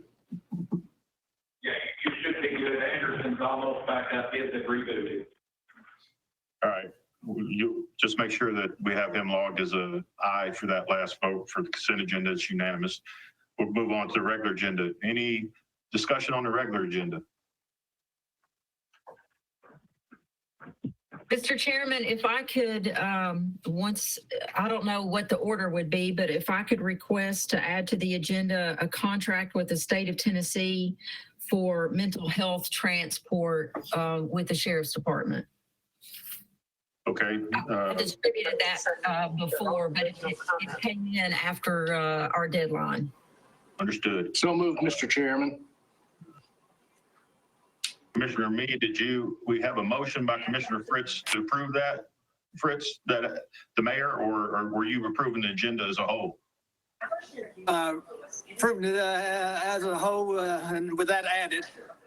Okay. Commissioner Mead, you have something, sir? I would like to also add under the law director's list, the assignment of rents contract that he has to have added to the agenda.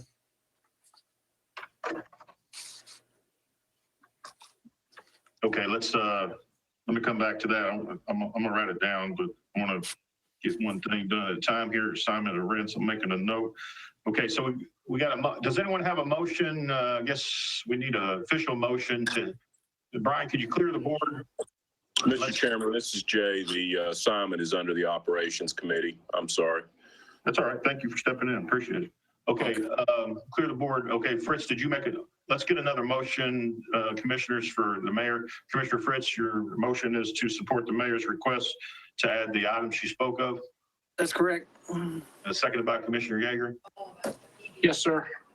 Any discussion on adding the item that the mayor spoke of that came in late, past the deadline, which relates to the sheriff item, and she'll be discussing under item number 3.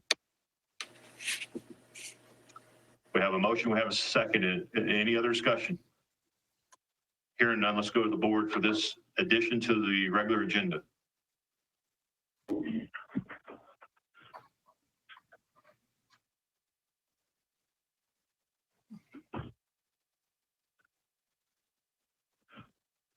Motion carries unanimously.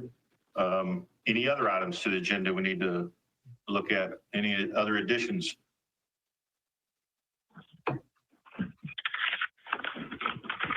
Okay, I don't hear none. Commissioner Fritz, your motion, sir? Approve the agenda as amended. Thank you, sir. We got a second by Commissioner Yeager. Any further discussion? Thank you, Yeager. Any other discussion on approving the agenda, regular agenda with the amendment? Let's go to the board.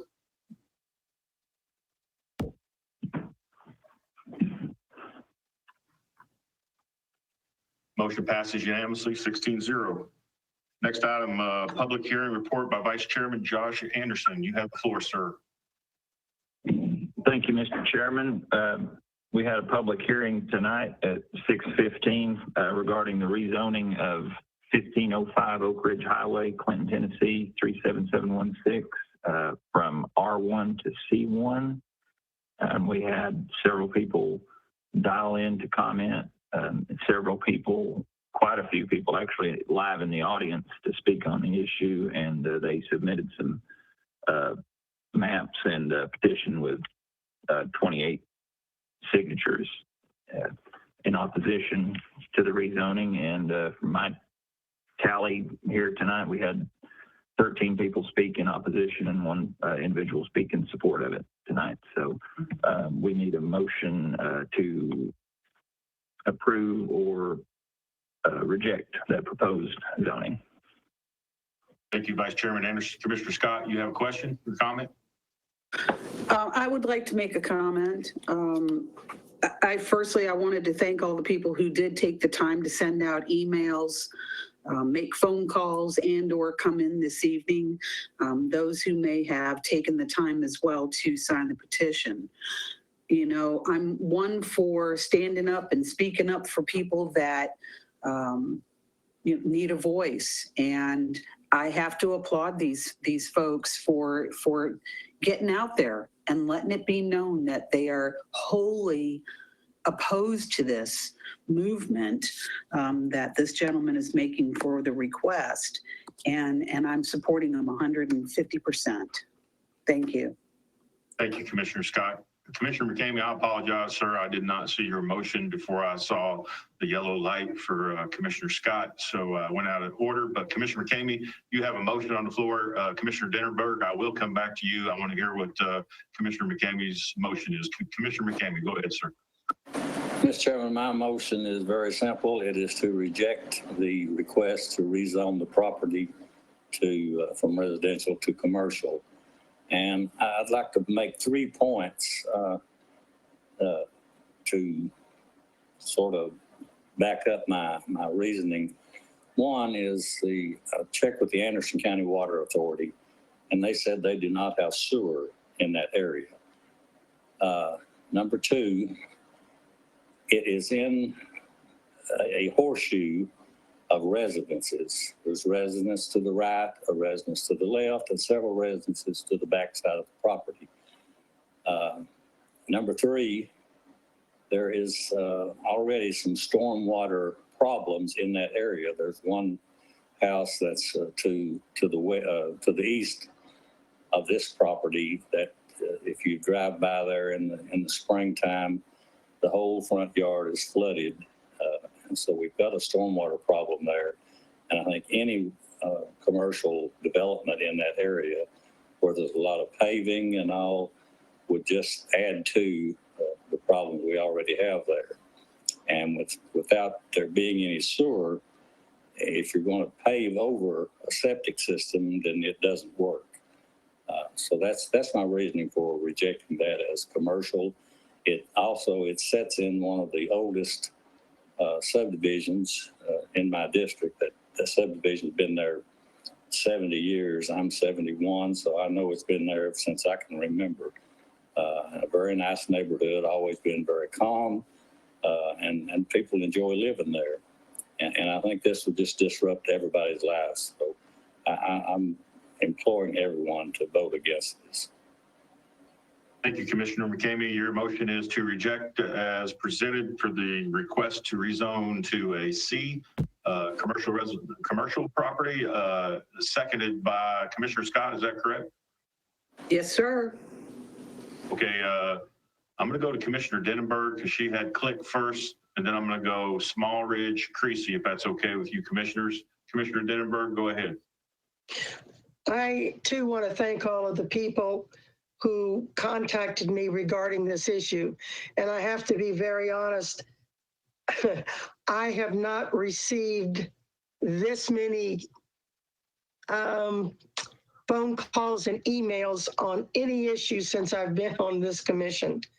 I want to apologize for some that I have not had a chance to respond to, but just suffice it to say that I certainly will stand with them and their requests. Thank you, Mr. Chairman. Thank you, Commissioner Denenberg. Commissioner Smallridge. Yes, like many of us, I heard from a number of citizens who live in this area, all strongly opposed to the rezoning. This is a very nice residential area. It's well-kept homes, and I cannot see a commercial business fitting into this area at all. Thank you. Thank you, Commissioner Smallridge, for your comments, sir. Commissioner Creasy.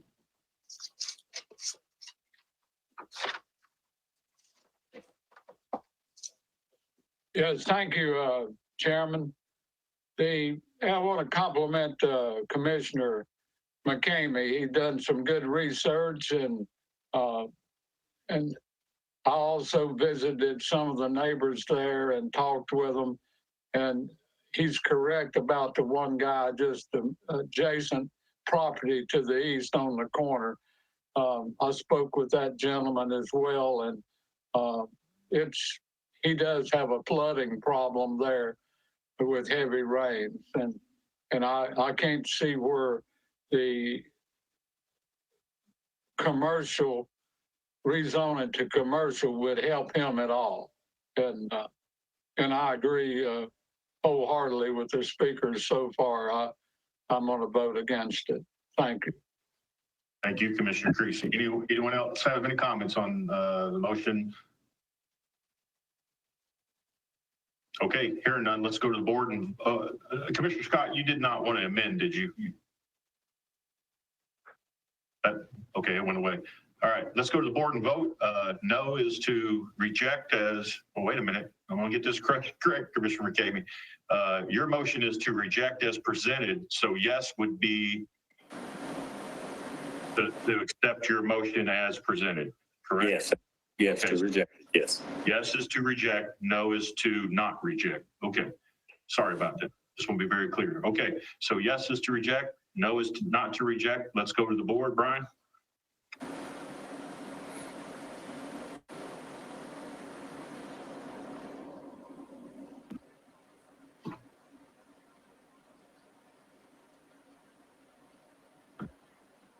Motion passes 16-0 unanimous to reject the rezoning of that property.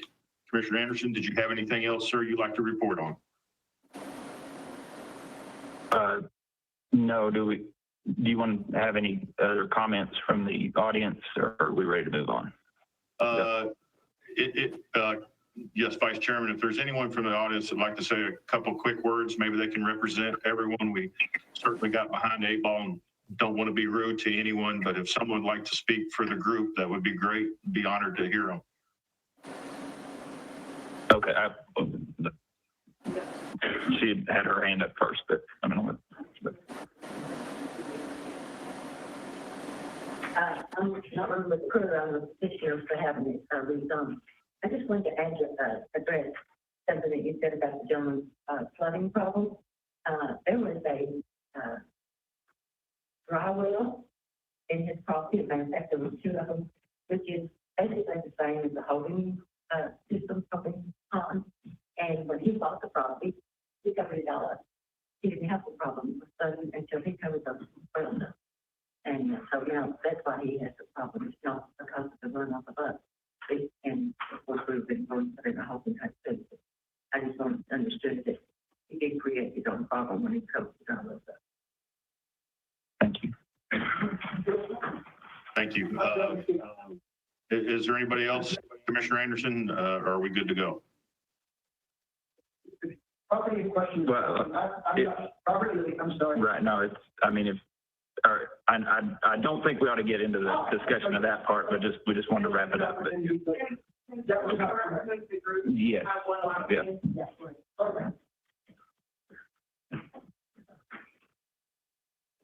My name is Fred Nobles. I'd like to thank you guys for voting no unanimously.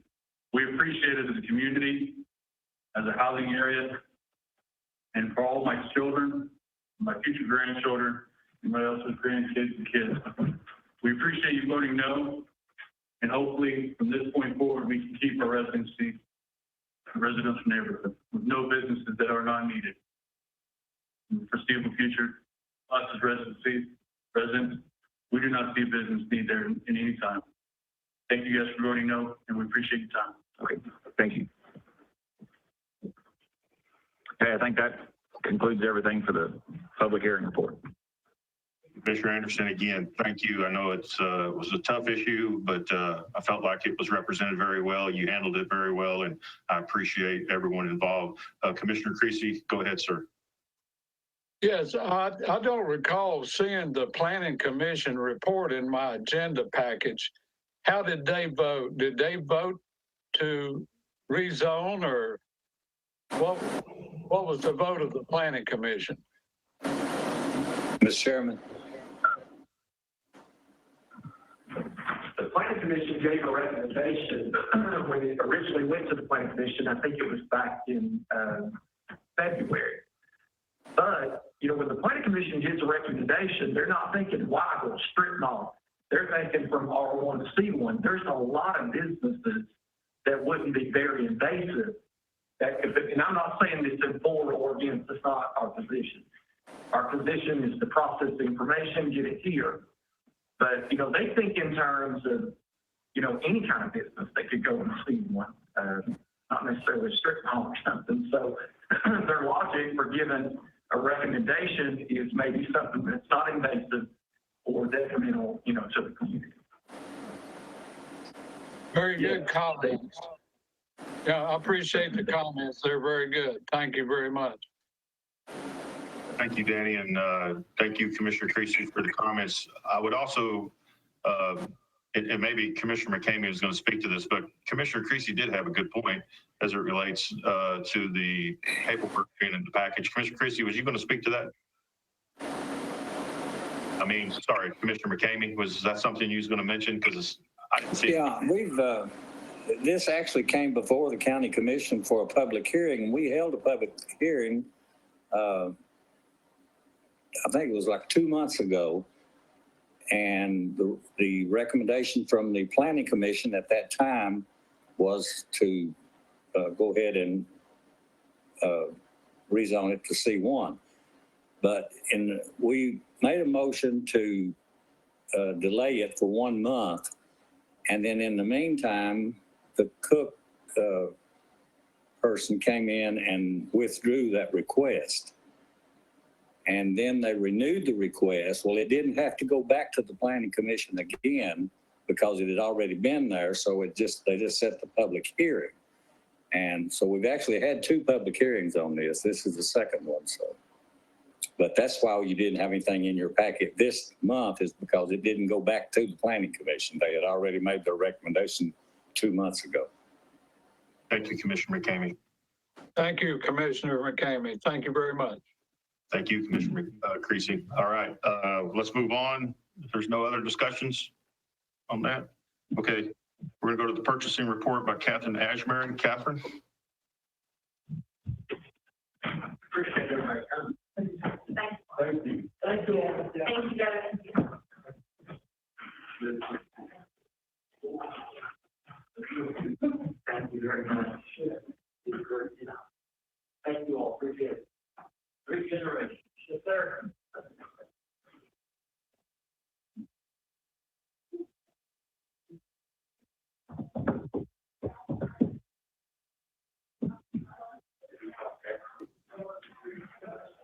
Catherine, are you online? Are you muted?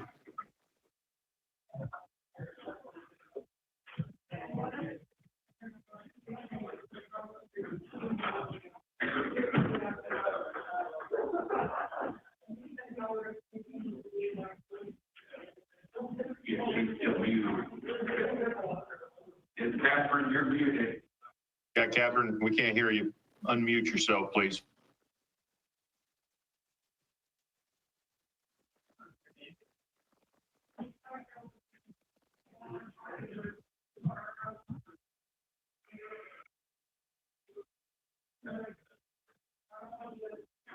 She may be away from her.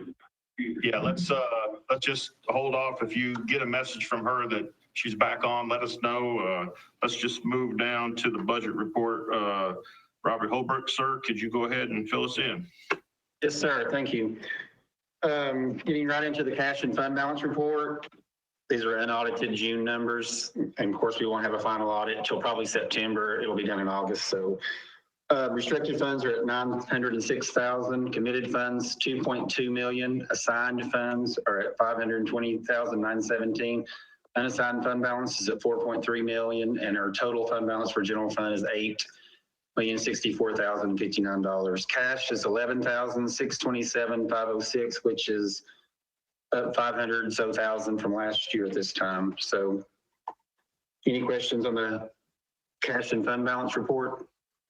Okay, it's Catherine. Can you hear me now? Sure. Catherine, we just let Robbie go in. I tell you what, let him finish this one piece, and then it's all right with commission. We'll go back to you, Catherine, and Robbie, if it's okay with you. Sure. Would that work? Okay. Let us just finish this one piece. Thank you. Sorry. No, you're fine. We're going to finish the cash balance, and then we'll come right back to you and pick up purchasing, okay? Commissioner Scott, if you have a question. Thank you, Mr. Chairman. Robbie, Yes, ma'am. how are we doing on sales tax figures? We got our final sales tax for June, and today Anderson County finished as a whole 9% up from last June.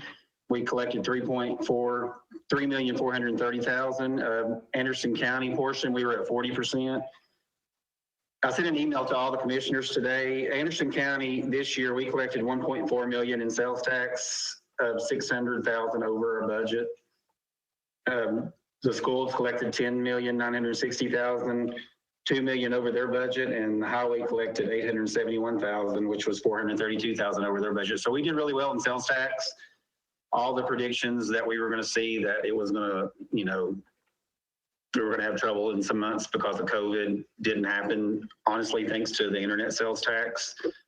And we did have that one really good month, if y'all recall, in January, where we collected over 4 million, and Anderson County was at 1 million, which is a lot of our increase and our budget is really due to that 1 month of collections. Thank you very much, Robbie. The reason why I was asking for those figures or for you to give an explanation of where we stand is because simply the people at home can't see that. They don't get the emails. So thank you very much. No problem. Appreciate it. You're welcome. Thank you, Commissioner Scott. Good points. Commissioner Creasy, sir. Yes, I just want to remind Robbie that Louise McCown, the chairperson of the ADA committee, is on board with us tonight. And she had a question about the budget for the ADA committee, and she wanted to be sure that we carried over our from last year and added on to bring it back up to a 18,000 budget for this year. Could you go over that with her real quick? Yes, sir. Both of those things happened. We did pass in the budget committee this month to increase the ADA money from 5 to 18,000. We increased that 13,000. So that change has been made in the budget. And always any money unspent in that code rolls into the ADA reserve. And I gave the totals of that reserve to the mayor to give to you all, but I can send Louise an email tomorrow giving her those totals if she would like. But we did get both of those things, both of those items accomplished in the budget. Thank you. This is Louise. Thank you so much. You don't have to send it to me. Thanks. Thank you, Louise. We appreciate all you do. Thank you, Commissioner Creasy, for comments. Commissioner Creasy, did you have anything else, sir, before I move on? No, sir, please move on. No, thank you for bringing it up. Commissioner Mead? Yeah, just one short thing. On these, some of the reports that come out, like the general fund cash trends and the local option sales tax data, I think the original is color coded, but then when we get these, both the one that was sent to me on the email and online, they're just black and white. So it's a little bit harder. It's a little hard to tell for sure which lines you're looking at and be sure. Because I believe the original ones I say are color coded, and the ones we receive are just black and white. So when you're trying to tell what is what year, it's difficult to see. If just maybe it wouldn't be that hard to send these out with those still color coded. Thank you. I agree, Commissioner Mead. And I want to say, I apologize for that. Usually I try to borrow a color printer and for this, but I didn't get to this month. But the finance department, we did get a color copier for our own department that will start next month. We just have one more hookup to make for Brian does in IT. So from now on, they will be in color, I promise. And I was going to ask the same thing. So thank you, Commissioner Mead, and thank you, Robbie, for that update. Robbie, looking at the chart, which one represents 1920? I mean, is it? Are you looking at the cash and fund balance? Or are you looking at the trends, the general fund cash? The one that starts at the very top is 1920, because we're over $10 million in cash. So if you look at that very top line, that was the 1920 line.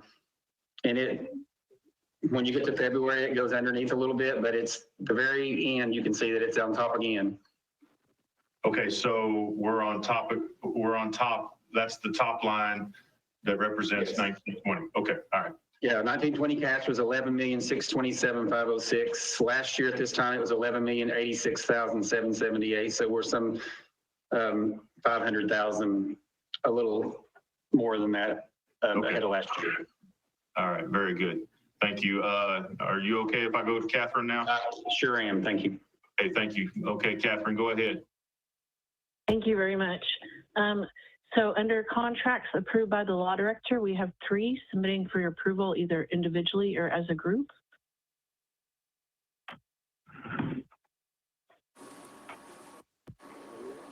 Got a motion by Commissioner Fritz to approve as a group, sir? As a group. Seconded by Commissioner Yeager as a group? As a group. Thank you, sir. Any questions, discussion on this? Let's go to the board.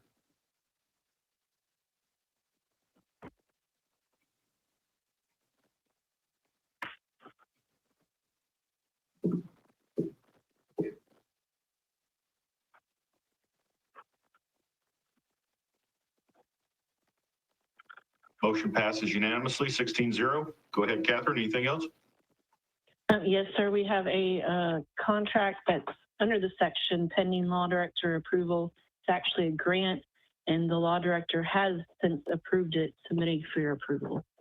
I have a motion by Commissioner Fritz to approve the grant for the TEMA grant EMA contract number 20-0164. Is that correct, sir?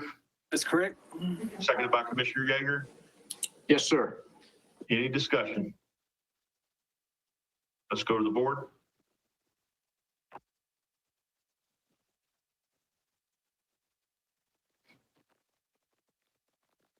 Motion passes 16-0. Go ahead, Catherine. Under new business, we have a request from the sheriff to donate 2 2010 Ford Crown Victorias to the city of Norris, the police department. Submitting for your approval. Thank you. Have a motion by Commissioner Anderson to approve that request. Is that correct? Yes. Thank you, sir. Second by Commissioner Yeager. Yes. Any discussion on that motion? Let's go to the board.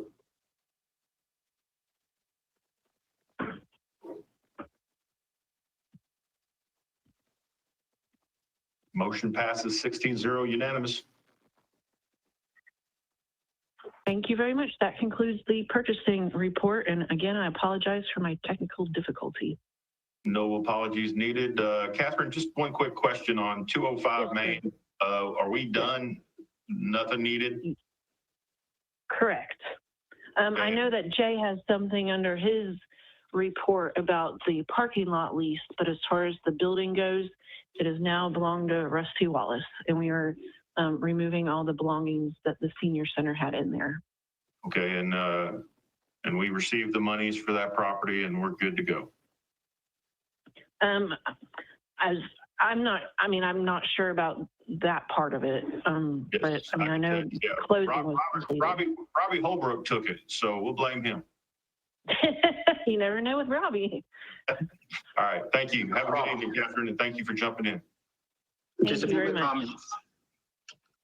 Just a few quick comments about that. As I jumped on in operations and explained, since we sold that building, 205 Main, in 1920 fiscal year, we had to receipt that money in that fiscal year also. So that was a receipt that was in last year's fiscal year, and it'll roll into fund balance. And I plan on taking putting it on the budget agenda in August for discussion about the 300,000.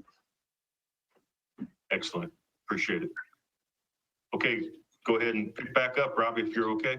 Sure. Okay. Well, and the next item was sales tax report, and Commissioner Scott, we kind of discussed that already. Does anybody else have any questions? Sales tax was a really good, the best year that Anderson County's had, obviously due to the internet sales tax, and we're through collecting for 1920, and every fund that gets sales tax collections finished in a way above their budgeted amounts. Robbie, just a second, if you don't mind. Commissioner Jamerson, did you have a motion, sir? I apologize if you did. I'm going to move to approve this motion.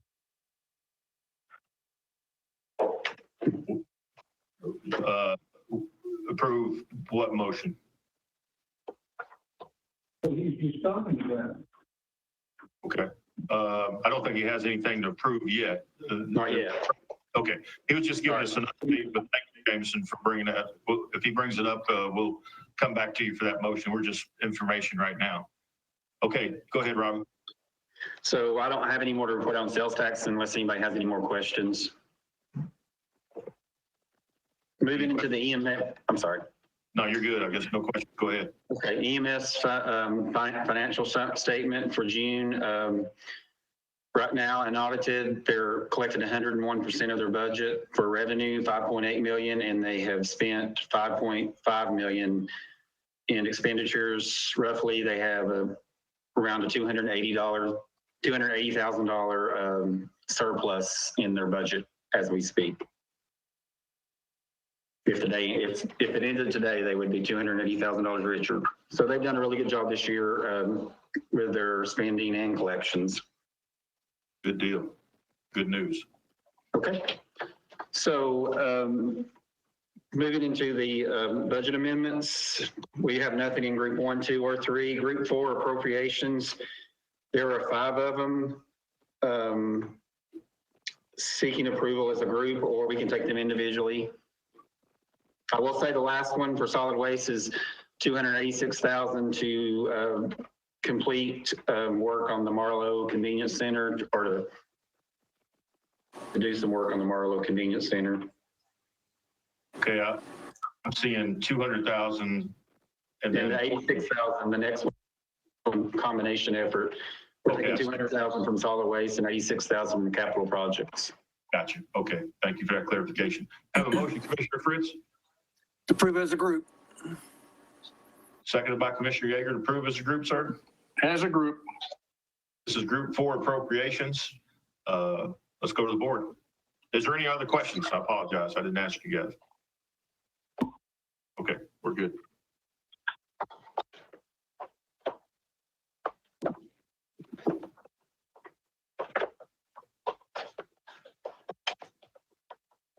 Mark Madison, yep.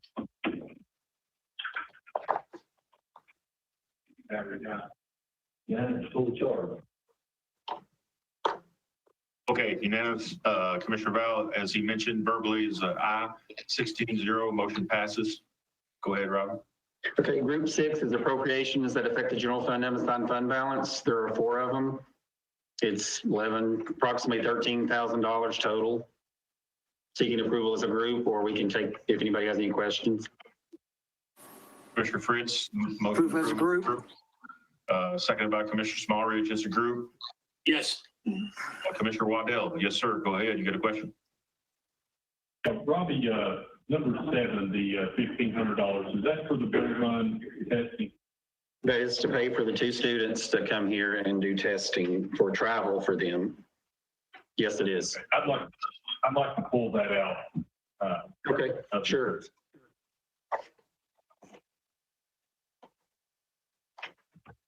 So I think, Commissioner Waddell, that would be perhaps an amendment request to the original motion. Would that be correct, Commissioner Yeager or Law Director?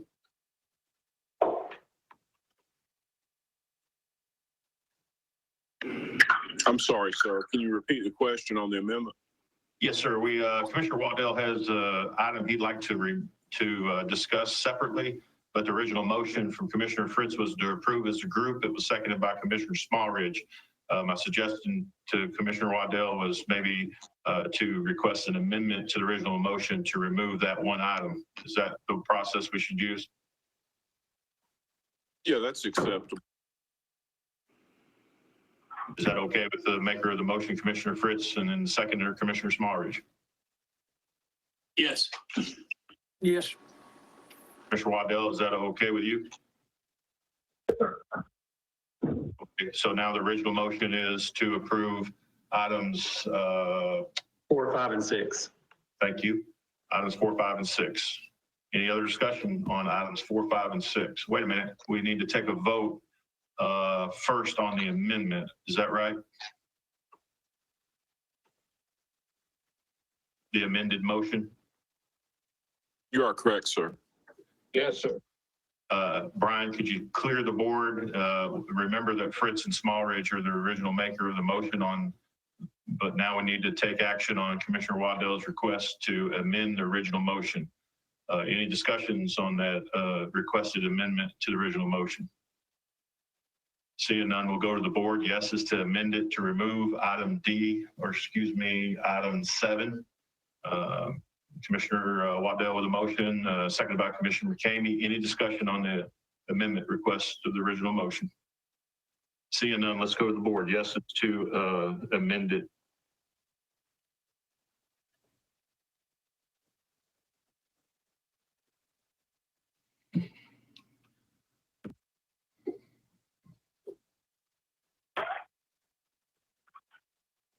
We have Commissioner Val is noted verbally as an aye. That makes it 13-3, 13 yes, 3 no's. Motion passes for the amendment. We'll bring that up next. We'll go back to the original motion. Commissioner Fritz and Commissioner Smallridge, if you can clear the board and let those two make their motions again, and we'll vote on the original motion. Thank you, Commissioner Fritz. Commissioner Smallridge, if you'll second him. Thank you. Any discussions again on the original motion for items 4, 5, and 6 under Group 6? Seeing none, let's go to the board.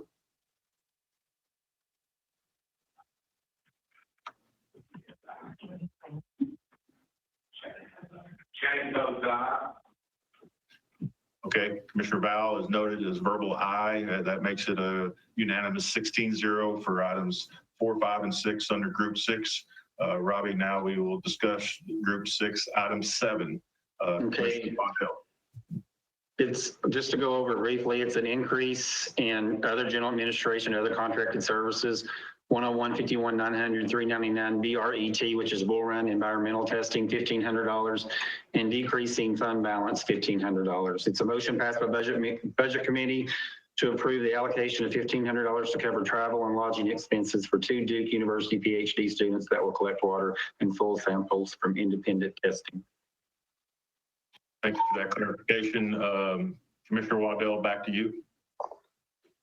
Yeah, tonight I listened to TDEC and I was very impressed with what they had to say. I have full confidence in them. I don't believe that it is now necessary for us to spend $1,500 to have other testing done. Like I said, I have complete confidence in TDEC. That's it. Thank you, Commissioner Waddell. Commissioner Val. Thank you, Mr. Chairman. I think maybe Commissioner Dennisburg's probably getting ready to speak what I was getting ready to ask. Although I am more confident tonight in TDEC than I was before the meeting, I would like to request, if it's appropriate, Mr. Chairman, that Commissioner Dennisburg ask her if she still feels that it's necessary to have an independent study and then compare it to TDEC, or if she was satisfied with TDEC's answers tonight and feels that it's no longer needed. Thank you, Commissioner Val. Let me Commissioner Dennisburg, if I can go ahead and get over to Commissioner Fritz to hear his motion, and then I'll come back to you for comments. Commissioner Fritz, do you have a motion? Just to approve it. Okay, motion to approve item 7 as presented. Commissioner Scott, are you seconding that? Yes, sir. Thank you. Okay, Commissioner Dennisburg, I apologize. Go ahead. You have the floor. No apology necessary, Mr. Chairman. In response to the questions as to why we would go ahead with independent testing, this isn't necessarily against TDEC and or their information. It's more in keeping with making sure that what we have been told is correct. I apologize for my voice, but it is what it is. I firmly believe that by moving ahead with the independent testing can help us to actually feel much more comfortable and confident that our partners are partnering, with TDEC is a good thing to follow. And I'm hoping that the test results will show this. If it doesn't, then that's an issue we would take up afterwards. But I firmly believe that our independent testing is extremely necessary. And I certainly hope that we will pass this motion. Thank you. Thank you, Commissioner Dennisburg. Jay, I had a question about this motion, and my question is, do we need to have some type of agreement or contract in place should this motion pass? Yes, sir. We'll have a contract in place, and we'll also have releases in place for each of the sampling sites with the owners. Okay. But we don't have anything in place at this moment. All we're doing is approving the funds at this time. We're not really writing a check to anybody. We're just kind of setting the funds aside. Is that right, Robbie? Yes, sir, that's correct. Okay. Mayor Frank, do you have any comments or anything you'd like to add? Yes, just on the contract, will that come back? Or once the money is approved, will this go forward? Because if it doesn't come back, I do have some questions. I don't want to take up the commission's time, but if it's not going to come back, I do have a couple of questions to ask. Thank you, Mayor. I'll get an answer on. Jay, would that contract come back for us to take action before? I can certainly do that, bring it back to you next month. I don't see a requirement. It's not going to be a multi-year contract, and it's certainly below the threshold, but I'll definitely bring it back if that's what this body so desires. Okay. Commissioner James, did you have a question? I'll come back to you, Mayor. Oh. Okay. Oh, thank you, Jamerson. Go ahead, Mayor. Well, and you know, TDEC even tonight said they supported our testing, and they did offer in that letter that they were willing to assist us. My questions really center on where are we testing? You know, because if we're fact checking TDEC, then it would be good to know what sites we're looking at, because I have heard that I heard on the radio and then at, I guess via email, I asked some questions, and or if we're testing at individual homeowners, where did we get that list and who has developed that list? And so I just want to make sure that Anderson County isn't stepping into something and accepting liability if we're going on to the property of individual homeowners and we're engaging in our own testing that might even be outside of TDEC testing. What level of responsibility are we going to accept for Anderson County? What do we plan to do with that information? Is it indeed, being measured against TDEC's own testing at those sites? So I do know some of that happens. So for instance, with my work on ORCA, which is the Oak Ridge Reservation Community Alliance, a lot of times DOE does their own testing, and then we'll come in as an organization with members from Oak Ridge and Roane County and Knox County and Morgan and Anderson, and we will authorize, our own independent testing that looks a little bit deeper at the information of wells in Roane County. But I think those are important things to know, where we got those names, whose property we're testing.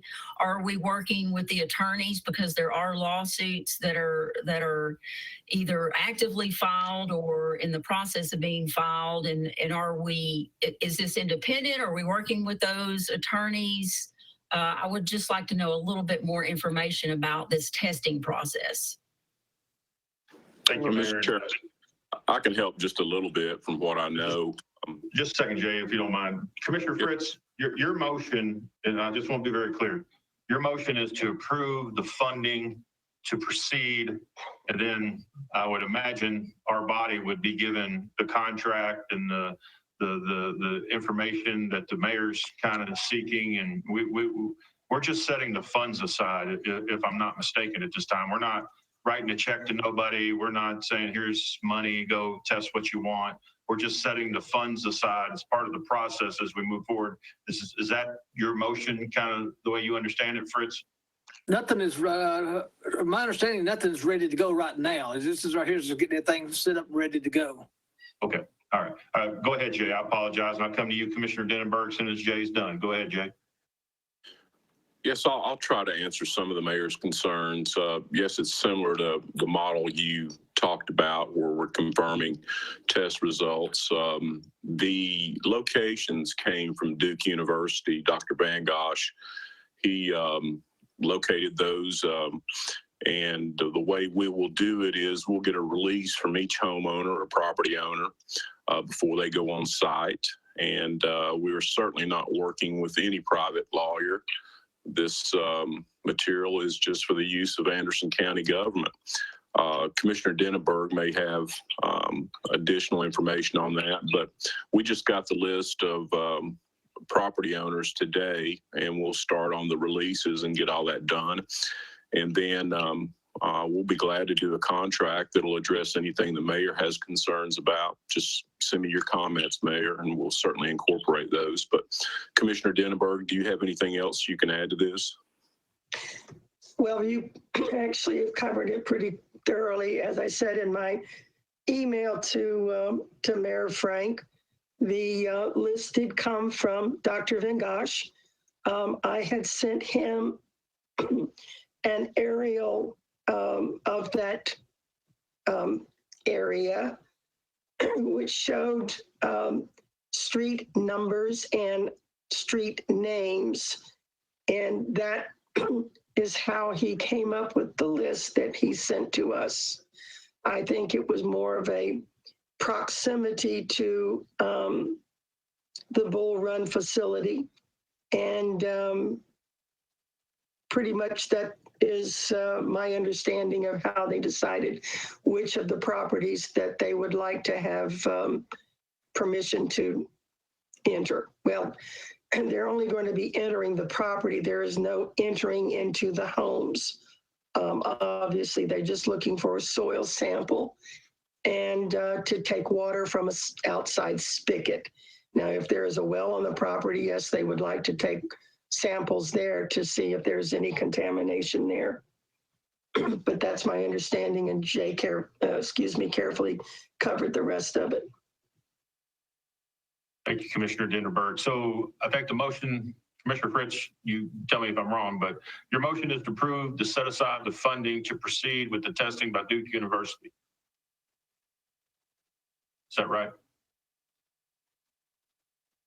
Yeah, this covers, again, their lodging and their, meals and stuff like that. Okay. Commissioner Creasy?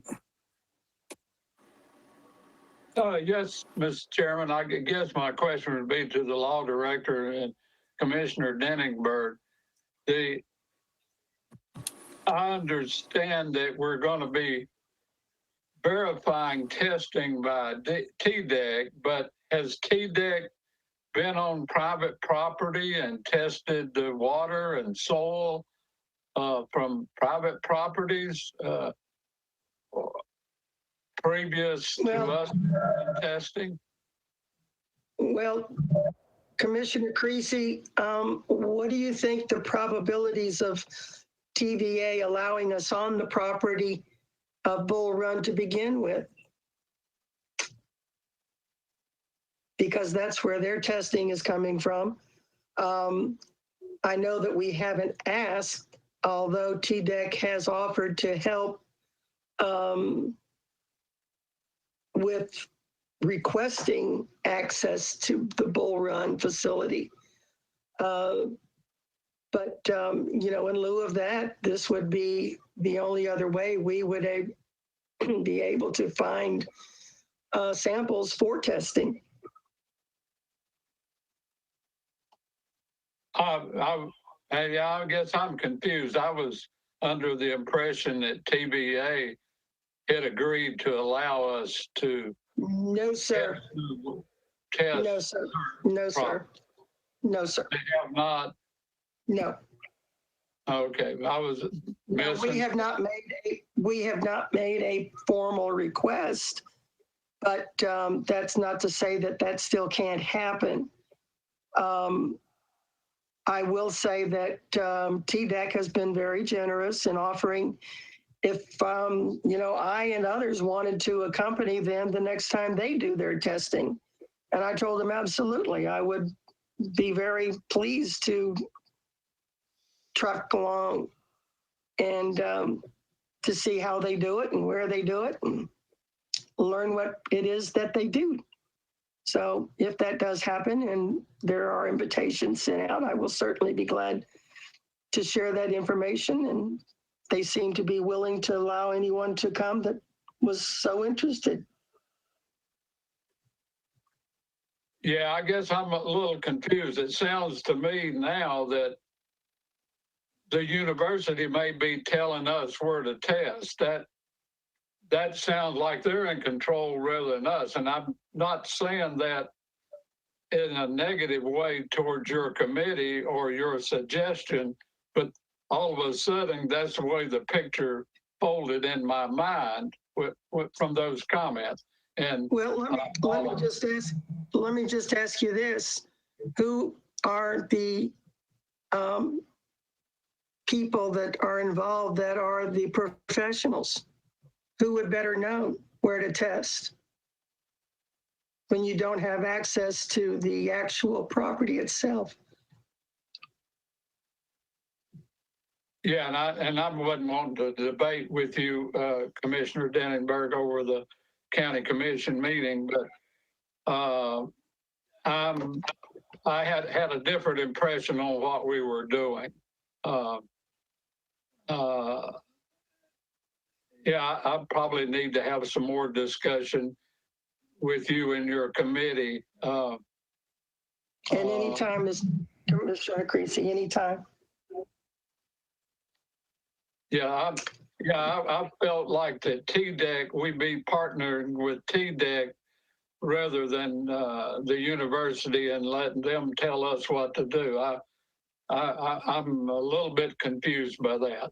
I'm sorry how that may come off, but anyhow, that's my feeling at the moment. Thank you, Commissioner Creasy. Commissioner Waddell.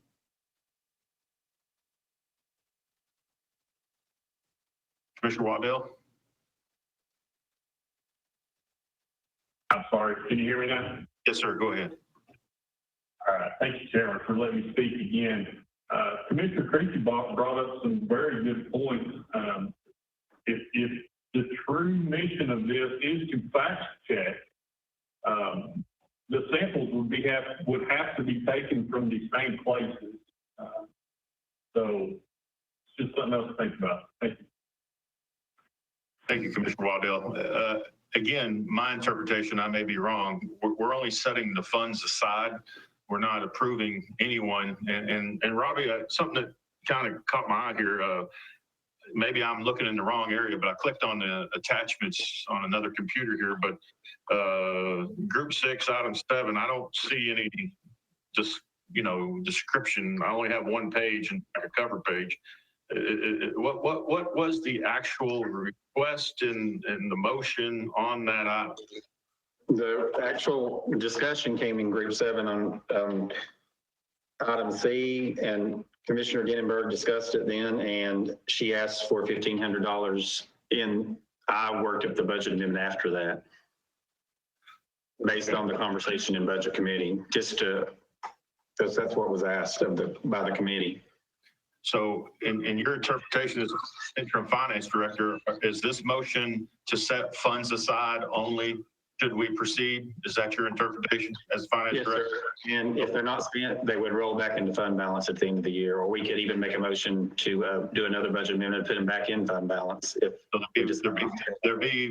So from your perspective as interim finance director, there'd be a requirement for additional information before we would set those funds free to go do business. We'd have to do another phase to approve, I would assume. That's what it sounds like. Yes, sir. Okay, Commissioner Isabel. Never mind, you just said what I was wondering. Thank you. Thank you, Commissioner Isabel. Okay, is there any more discussion on this? Again, my interpretation of the motion, unless Commissioner Fritz, you tell me I'm wrong, is to approve the funding to be set aside for testing once further information is presented to this commission, such as a contract and agreements. Commissioner Meade, go ahead. Yeah, just very briefly, all we're really doing is saying we want to have somebody that's independent of everybody else around here, okay, that is properly professionally qualified to come in and select points that they think are the most telling. And we probably need to coordinate with TVA to make sure they have access to any place they need to go. But we're just putting down this little bit of money for volunteers really to come in and do this just for the cost of their meals and travel. And so I think we need to do what Ronald Reagan said many years ago: trust, but verify. Thanks. Good statement. I like that. Commissioner Creasy, go ahead. Yeah, I just wanted to be clear that we're approving, this motion is to approve the money. It's not approving the contract. And if there is a contract, it'll come back to this commission for our approval before the money is spent. Is that correct? That's my understanding, unless somebody can tell me different. Commissioner Fritz, is that your motion? If you read the write-up and everything, it says this pays for the lodging and the meals or their expenses for coming. It don't say anything about contracts or anything of that nature. It says for basically their lodging and expenses, like lodging, staying in a hotel, and their food for coming in here. And that's basically because them coming, they have to drive, each one has to drive their own individual cars. That pays for their gas, their hotel room, and their meals. And so this is all this is just for that right there and that alone. Yeah, I think everyone understands that, Commissioner Fritz. I think the issue is we need more information, more background on what's going to be done, what the locations are, what TDEC's agreeing to. You know, there's because right now we're just saying we're going to approve $1,500, and based on what you just told me, we're going to hand over $1,500 for them to come in. If that's the case, I'll have to think about it differently. I'm in favor of setting the money aside, then seeing a written document and presentation on this is what's going to transcend or happen with this funds, and this is the houses they're going to look at. This is what TDEC said. This is what TVA said. What have you? And but right now there's not enough information for me to make an educated vote on it. Commissioner Ginnenberg, go ahead and let's wrap this up so we can get on as Commissioner Fritz said, this was just what was sent to us as far as Duke University's willingness to help us in obtaining independent test results. The only cost to Anderson County was to be the travel, food, etc., for 2 PhD students to come here for about 4 days and 3 nights to collect soil and water samples. And at that, I will say thank you, and let's vote on it and move on. Thanks, Commissioner Denenberg. Any other questions? Let's go to the board. Yes is to approve the money for them to travel and food and lodging. No is against.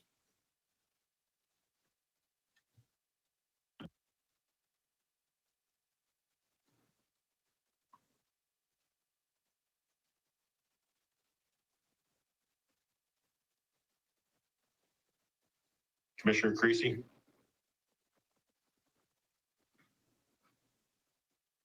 I was trying to abstain. I pushed the abstain button. I didn't want to vote against my fellow Commissioner Denenberg. And I felt like that I didn't have enough information like yourself to approve it, but I didn't want to vote against it. So I was trying to abstain. Abstain is a no. Okay, 11 yes, 4 no's, motion passes. Does that require a 3/4 vote since it's coming out of the unassigned fund balance, though, Mr. Chairman? Probably does. Good question. Mr. Yeager? 2/3 vote, 2/3 vote. Has it been to the budget committee yet? Yes, it has. Okay. So Jake, you can answer this question because Commissioner Wandell is asking me. This is not a multi-year contract. Does the contract even have to be approved by commission? So, if they're wanting that language in it. That's exactly what I talked about before, but it sounds like commission wants to see the contract, and I'll be glad to send it to them next month. They can look it over and give me some input if they so desire. We'll just do that as a courtesy, but I can't see any reason that would be required.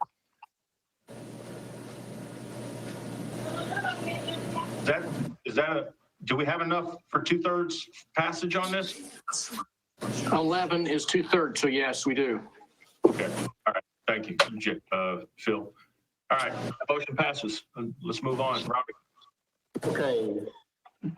Getting to the group 7, the miscellaneous part, in section A, 2021 proposed budgets. The first item passed was the school make a second budget, and it was a motion made by Commissioner Waddell and Commissioner Meredith, seconded by Meredith. Motion passed unanimously. The trustee's office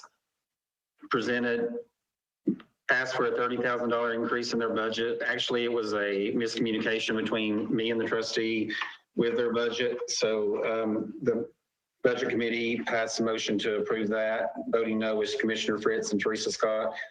The property assessor's office asked for a change within their budget payroll code items 169 to their full-time code. That motion was passed by Commissioner Denenberg. A motion was made by Commissioner Denenberg to approve and seconded by Commissioner Meredith, passed unanimously. The next motion was to approve the ADA funding, as we talked about earlier, for increasing it from 5,000 to 18,000. And the last budget amendment, or the budget correction, the agricultural extension office, she sent me an email, and she had asked for, earlier in the budget season, she had asked for a small increase, but she didn't think it was a good time to do it with COVID and everything related to that. So she wanted to go back to her original budget. So they made a motion to go back to the original budget. And also the Clinton Library asked for a $2 they took away 2 part-time employees and asked for 1 more full-time employee, and that motion was made by Commissioner Rick Meredith and Commissioner Smallridge, and the motion passed unanimously. Okay, Commissioner Scott had a question. go ahead, Commissioner Scott. Yes, Robbie, would you elaborate for those that weren't at the budget meeting about the misunderstanding with the county trustee's office, please? Yes, what happened was this, when, you remember in county commission meeting earlier in the year, when the delinquent tax was when Regina took that away from her office and appointed someone different, the reduction was $70,000, but the trustee promised that night to give back $40,000, and I took all $70,000 away from their budget. She had put it in her budget, but she hadn't put it on her, we do a employee and calculation page where you put all your employees on, and if you have like a new hire or an unhired employee, you put that money there. She didn't put it on there, so I mistakenly took that money away from her, and she caught it, and we were just going to let it go and try to correct it in a budget meeting. But since when the schools went back for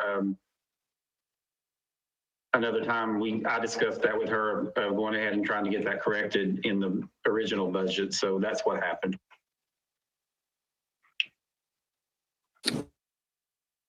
So her budget still reduced last year from $693,066 to $654,020.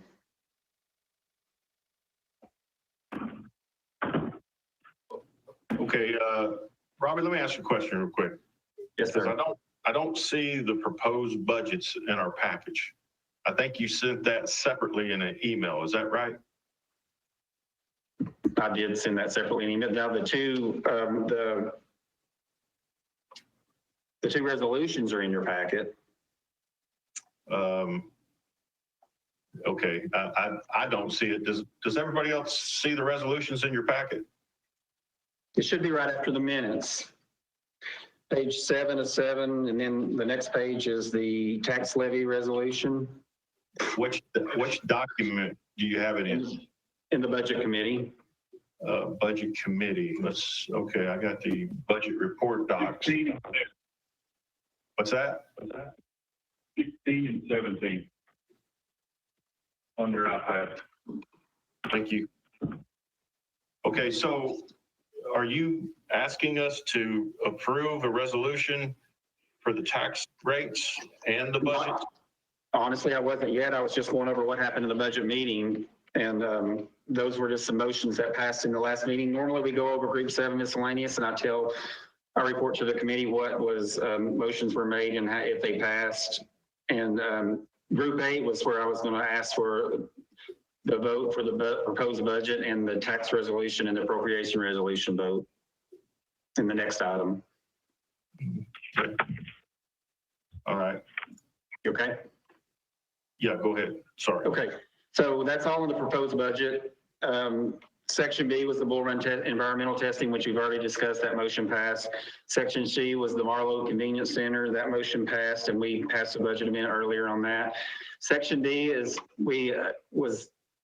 was a grant approval, a FEMA reimbursement grant approval that I do need to be passed by full commission also to for us to go out and seek that reimbursement or seek those monies for that grant. Is that separate from what the mayor has? Yes, it's a different, this is a FEMA COVID-19 related grant that we're going to get reimbursed for expenses for COVID.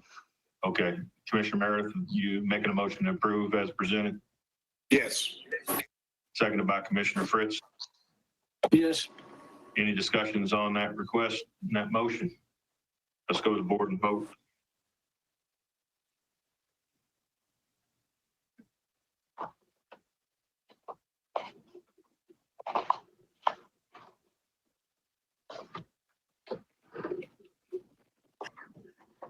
Chairman, my voting pad has gone blank on me. I had it fully charged. I don't know what happened. They die pretty quick. That's why we leave them plugged in. I had to plug it in just a minute ago, but we'll take your verbal vote. Okay, then I'll plug mine in after that and see if it works. No problem. What's your vote on this, Commissioner Smallridge? I've lost track of what we're voting on. This is for the FEMA grant, I believe, for the COVID-related stuff. Okay, yes, I vote yes. Thank you, sir. Commissioner Val? He's out of the room right now, so just mark him absent. Okay, I'm going to go ahead and count. Motion passes 14 yes, 0 no's. I'll make it 15 yes. 1 did not vote. I guess I'd make it a. And this is for money that we've already spent, the county has already spent. We're going to get asked for reimbursement for those funds. So it's, I mean, if we've already spent the money, so if we get it back, which we're getting several COVID related grants. So hopefully we'll get reimbursed for most everything we spend on this situation. So anyway, so next up in section 8 is the proposed budgets, the 2021 proposed budgets. First, I need to get a vote to accept the proposed budgets. I can talk a little bit about them if you'd like. Hang on, we got a motion. Commissioner Maris, go ahead, you got a motion? Chairman, I make a motion, we approve the accepted budget. Got a motion, is that a second by you, Commissioner Mead, to approve the presented budget? Seconded by Mead. Okay. Any discussion on the budgets presented?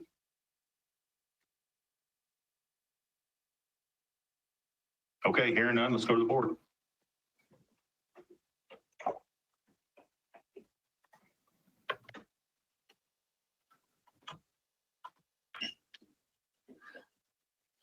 I vote yes. Thank you, Commissioner Smallridge. Commissioner Val back in. Still absent.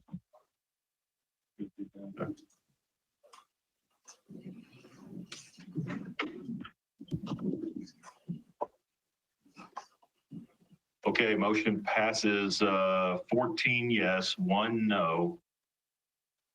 1 did not vote, so we'll make it 2 no's. Is that how we handle that? Jay Yeager? Say, I'm sorry, sir, did you say they had 1 vote no and 1 that did not cast a vote? Correct, not in the room. Yeah, well, that you need to indicate that one as an absence during the voting for this particular measure. We can't count them as a no, but then the individual that actually voted no, yes, sir, you count that as a no. Gotcha. Okay. All right. Mark Commissioner Val is an absent, and so we have 13 yes, 1 no, and 1 absent.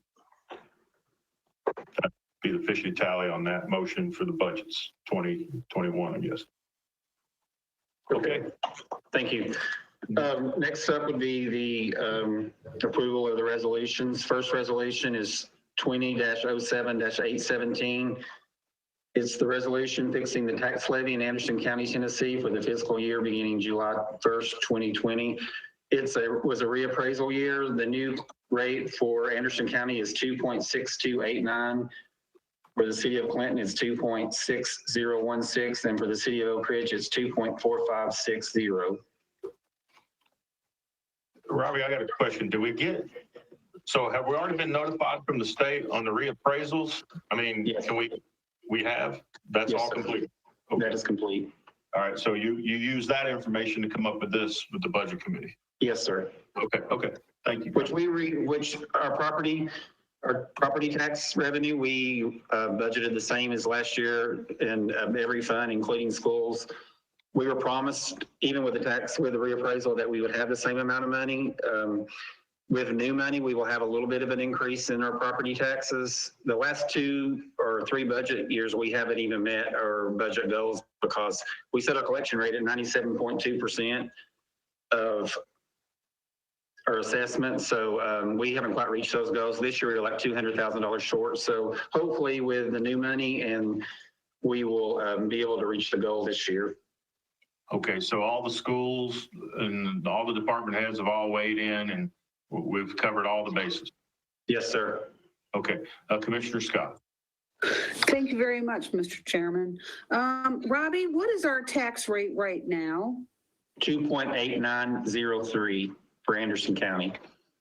And because of the modifications, you're looking to drop it down to what? 2.6289.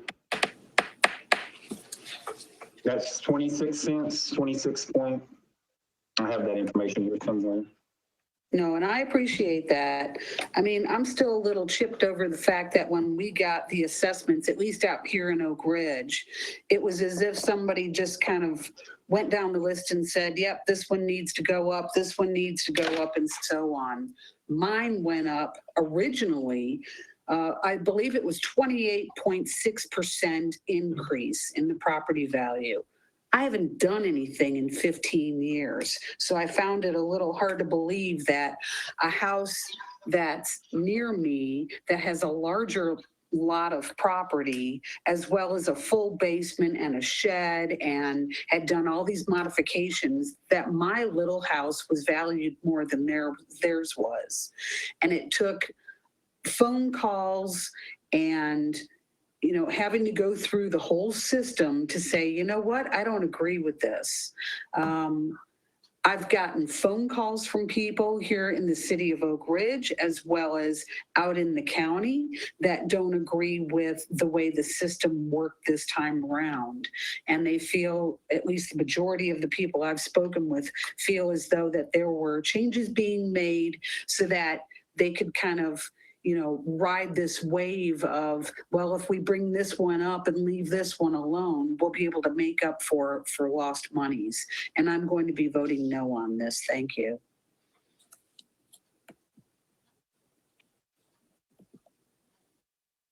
Commissioner Scott, honestly, I don't handle any of the reappraisal. That's all done in the property assessor's office. And every citizen had a right to appeal any assessment that was given to them. They had several days of where they met and properties were appealed or assessments were appealed. No, and I do understand that, but Robbie, I'm not saying it's your fault. I'm not saying you're at fault by any means, and I'm not saying that you're the one that came up with the assessment differences. But it was Right. Johnny Alley's office, quite clearly. And people did make phone calls. I even had a date set that I was going to have to supposedly go down there and explain my case. I think that the whole process of just going through and marking this one up and that one up and throwing percentages out there was pretty lame. And it created a lot of stress and anxiety for the people that did receive increases and or modifications. And I think it's just important that it's thrown out there. But I appreciate it. Thank you. No problem. Thank you, Commissioner Scott. Commissioner Anderson. Thank you, Mr. Chairman. I've had one question, but I would like to just touch on a little bit of what Commissioner Scott said.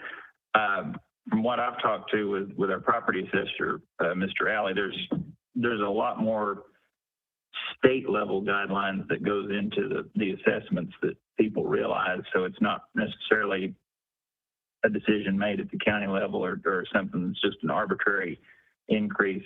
The reappraisal is a 5-year process with a lot of very specific state guidelines that he's required to follow. But the question that I had was just for the people at home in Norris. Do you have could you tell them what their certified tax rate in the city of Norris will be, Robbie? I don't have that with me. I do have it for their county property. I mean, county taxes will be 2.6289, but right. Okay. I don't have the city rate. I'm sorry. Oh, that's fine. Just curious. Thank you. That's all I had, Mr. Chairman. Thank you, Commissioner Anderson. Commissioner Waddell, you have your button pushed. Did you still want to speak? Yeah, sure. To the point about the property assessor's office, I went and spoke to them about my appraisal, and I would just like to say that they were very helpful, very accommodating, and explained everything to me, and I think they were very accommodating. If anybody ever has any questions about their appraisals, you can go and speak to them. They'll try their best to help you. Thank you, Commissioner Waddell. Robbie, you answered one of them already. Anderson County's last year was, I think you said 2.893. 2.8903. 03. What about Oak Ridge? Oak Ridge's tax rate, their tax rate is reduced by 23.2385. I can add that together. I don't have exactly their That's tax rate. okay. It's reduced And 23. the city of Clinton went down 0.2573. 0.2573. Yes, and I will say this about the reappraisal and the new rates. We are bringing in pretty much the exact same money as we collected last year as far as the assessment and the tax rate goes. So at first I was concerned it wasn't even high enough. I mean, I'm not saying that because I want to increase taxes, but my job as finance director is to, worry that we have the money to meet our budget.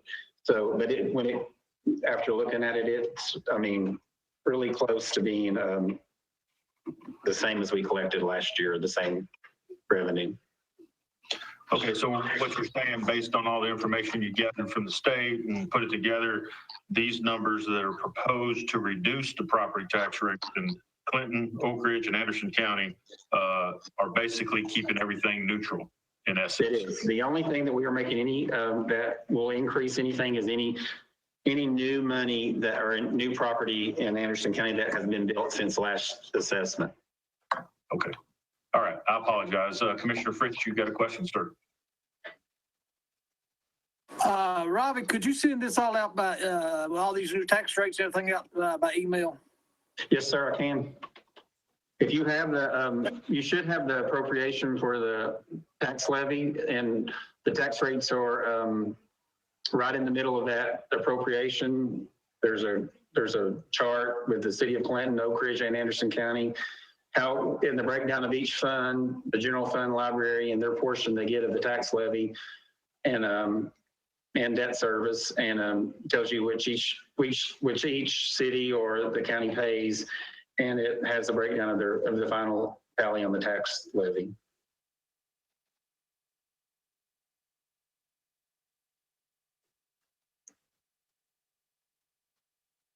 I apologize, Steve, because I had intended to present this on the screen, but when my flash drive, when I got home, I couldn't load up anything that I had copied, so I can't show anything tonight.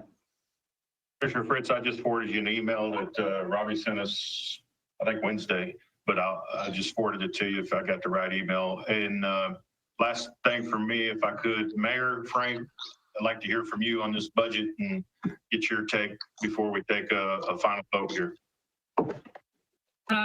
Well, I think the main thing for the taxpayers to know, because I know you've probably received input like I have. Folks have watched what's going on with COVID. They're concerned about their own finances, and they're concerned what we're doing as a government. This is a no tax increase budget. Our rate does go down, so some people will see a reduction. The budget committee did a great job before COVID actually blossomed and became a real issue. The budget committee guidelines were for departments to work their best to go ahead and submit a budget that had a 0.5% reduction in their bottom line. And departments did that. And that's why there's not been a lot of discussion really or debate, because the numbers came in and everyone did a great job. The departments did a great job of balancing their budget. So I think this is a good budget.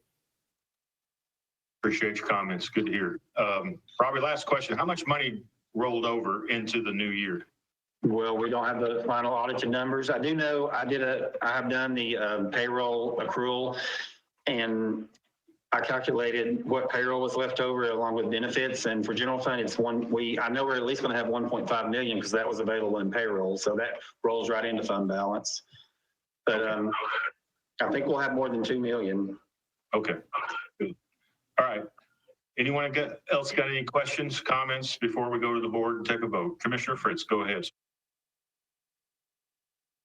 In case I disappear, it's starting to storm out here and my lights are flashing. So if I go over because I've had a power outage.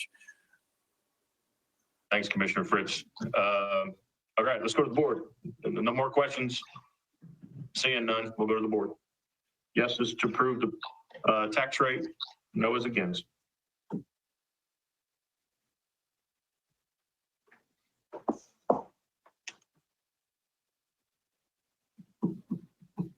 Commissioner Creasy?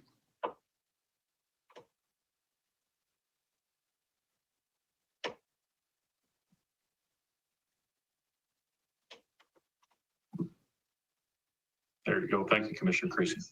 Motion passes 14 yes, 2 no's. Thanks again. Good job to you, Robbie, and the Budget Committee, Finance. Thank Yes. you all. Commissioner Wendell, I have one, we need to pass the appropriation resolution also. Let's do it. Resolution 2007-818. Do we have a motion by anyone? The total of all funds is $123,656,640. Got a motion by Commissioner Meredith to approve, sir. Yes. Seconded by Commissioner Fritz. Yes. You still with us? Good. Any questions on that? Again, this is the resolution 20-07-818. Is that correct, Robbie? Yes, it is. It's appropriation for various funds. Thank you. Any other questions? Mayor, did you have anything you want to add? No, sir. Okay. Seeing no questions, let's go to the board.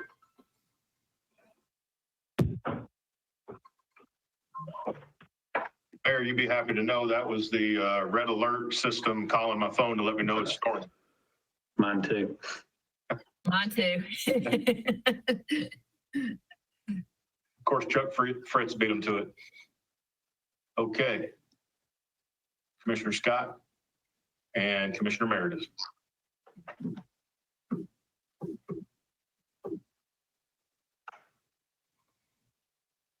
Thank you, Commissioner Scott.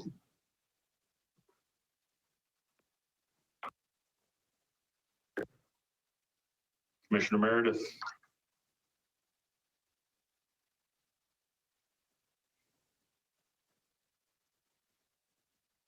Might be having trouble with his iPad.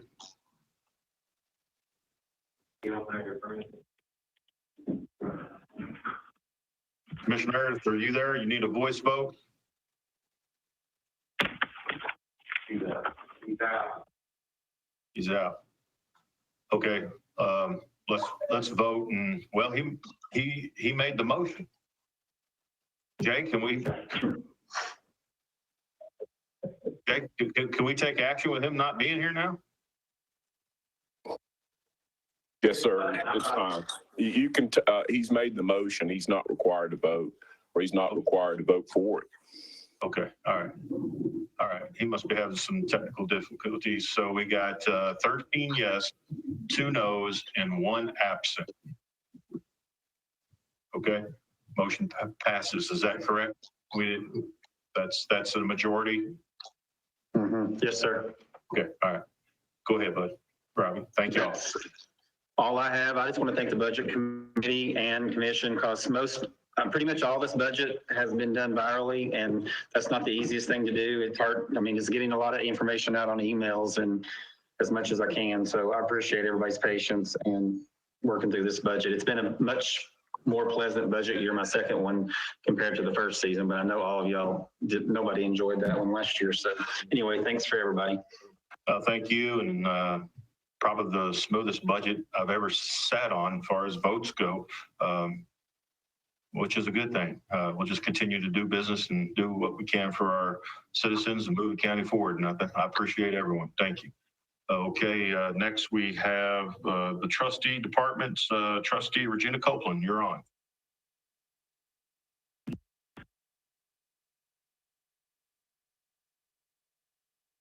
This is the annual report that we do. We'll start out first with the report of the assessment changes. And this is the report that's based on the information that we received from the property assessor for any change to assessment, which includes all districts and all rates from October 1st, 2018 through March the 27th, 2020. And this is myself asking for you all to release the 2018 property taxes that the property assessor changes in the assessment. That amount was $73,607.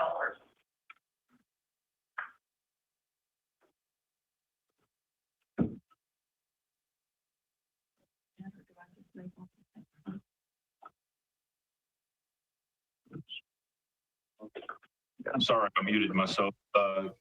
Commissioner McCamey to approve, sir. Seconded by Commissioner Anderson. Yeah. Commissioner Smallridge has a question. Go ahead, Bob.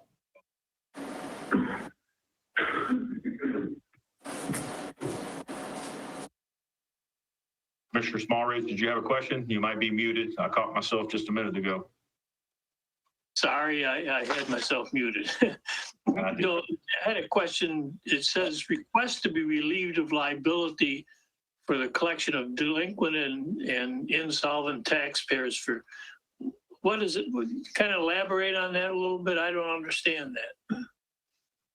This is a different report. We had two reports to do this evening. One of them was the report that I just read was the property assessment changes. So do you want me to go on and move this one? Do you have to vote on that one? I'm sorry, I'll wait if you have some comments on the other one. You're saying we didn't get to my question. Is that correct? Yes, I've not read that report yet. This report that I just read is the annual report that the trustee comes and gives the county commission, and it's of the assessment changes, whether it's been addition or subtraction, such as businesses closed and things like that. And it's assessment changes that they write up, then they send to us, and we do the report every year. That's what this one is. And it's got the list of changes in with the letter, should be in your packet. Yep, page 47 on our iPads. I just found it myself. $73,607. October 1, 2018 through March 27, 2020. Yes. Okay. That's the total of assessment changes. Any other questions on that request? We have a motion by Commissioner McCamey to approve, seconded by Commissioner Anderson to approve. No more questions. Let's go to the board vote, please.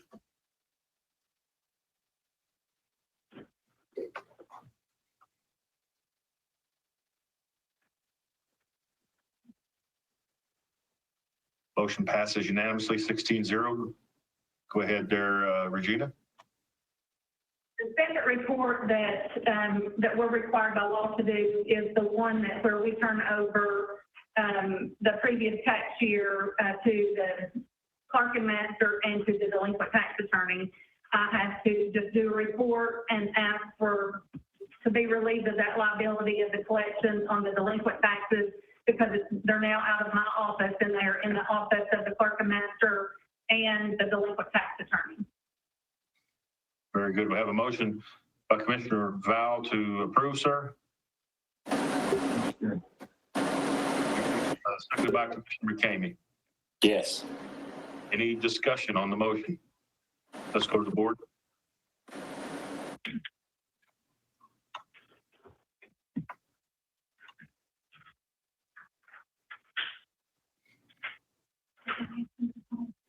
Motion passes 16-0, and I know, Regina, this is maybe a crazy question, but all of these individuals have been notified or tried to been contacted and all that kind of good stuff, correct? Yes. The delinquent tax attorney that we had this year, Bill Craw, within about 3 to 4 weeks, had already prepared all the summons. They've been out already, and clerk and master, when I talk to them, and then we get a weekly report to them that just shows us what's been paid, and we're seeing $30,000 and $40,000 of collection a week that's coming through. So he had them out, all of them out within, like I said, was just maybe 4 to 6 weeks after us turning them over. Thank you, Regina. That's great. Commissioner Scott. Thank you, Mr. Chairman. I do apologize. I'd lost power for a moment and had to reboot everything. Regina, what kind of a status report are you getting from Mr. Trino at this point? I've had, did you say a status report? Yeah, is he keeping you informed as to what he's doing or not? I haven't spoke with him in a little while. I know that before COVID, when I talked to Clerk and Master, he had filed whatever necessary things to continue on with the 2014.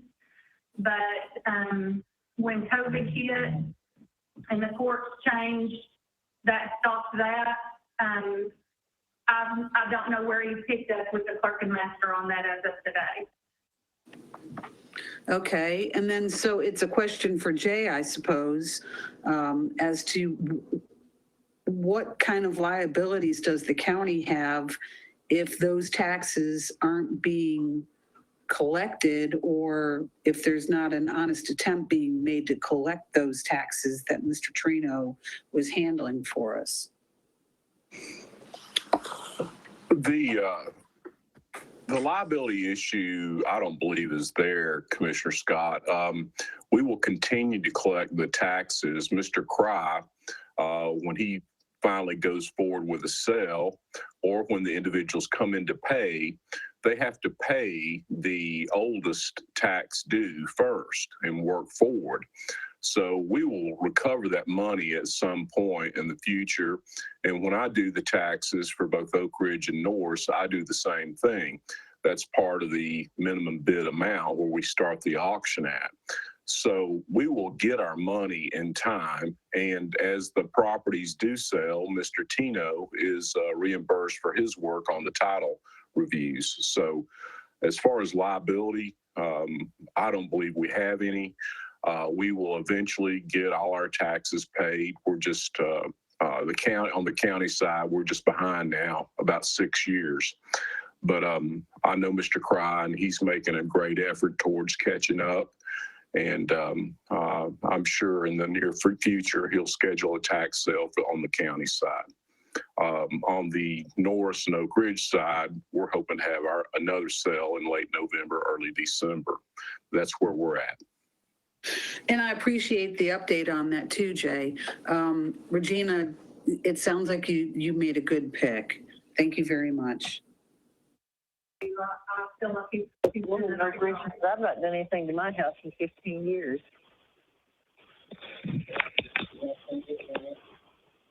So not as much as it went up. Somebody might need to mute their phone.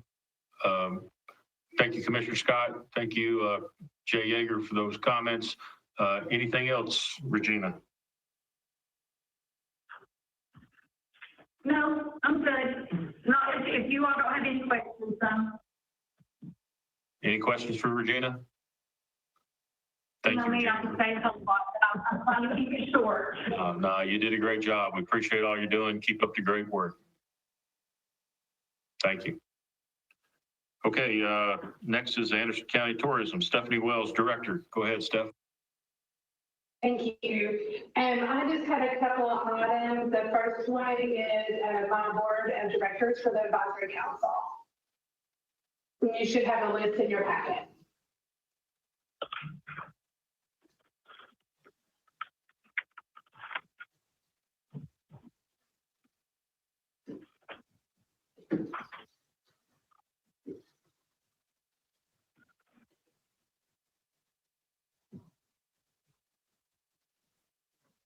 Sorry, I had myself muted. Motion by Commissioner Meredith, seconded by Commissioner Isabel. Any questions on the list for the board of directors being recommended by Stephanie Wells, the Director of Tourism for Anderson County? Seeing none, let's go to the board.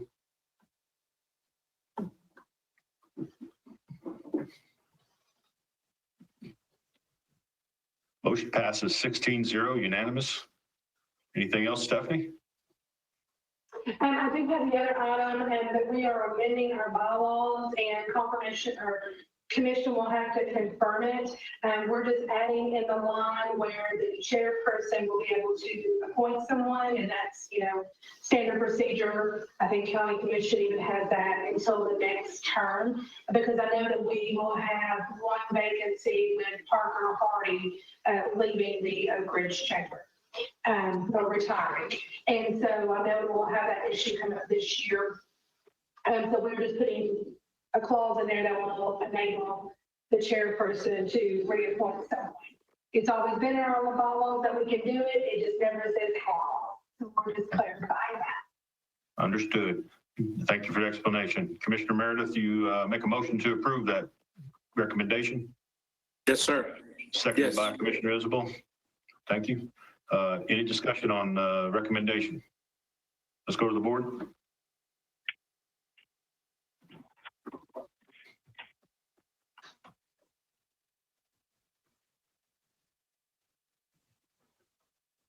Commissioner Scott.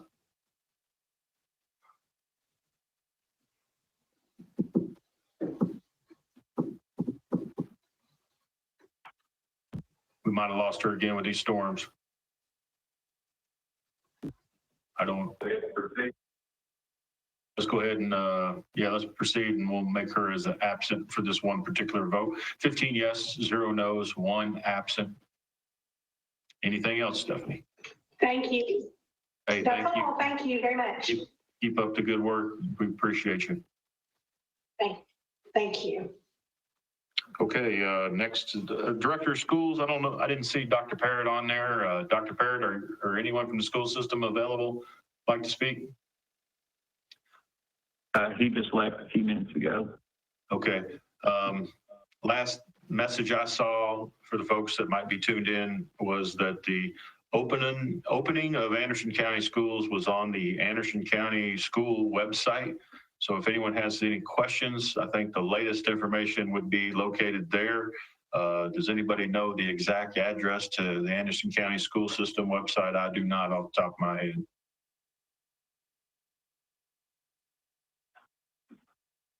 I guess they It can. is ACS.AC. ACS.AC. Thank you. I knew it was something simple. All right, thank you. Let's move on then. County Mayor, you're up. Thank you, Mr. Chairman. The first item under my report is a request for a motion to authorize the county mayor to execute a letter of agreement with the state of Tennessee. This is to accept a direct appropriation grant for governmental entities for Anderson County. So this would authorize me to sign that so that we can get those funds. The direct appropriation, Mr. Chairman, is $1,370,764. That will come to Anderson County for our use. And just a little FYI, what the cities will be getting, Clinton will be getting $251,302, Rocky Top $68,994, Oak Ridge, $672,390, Oliver Springs, $105,386, and Norris, $65,464. So those will be available to those cities for their use as well. Excellent. You went around the horn. I appreciate you including all of the municipalities in our county, and I'm sure folks appreciate hearing what is being divvied up for those particular areas. Thank you. We got a motion by Commissioner Meredith to approve. Is that correct, Commissioner Meredith? Yes. Seconded by Commissioner Jameson.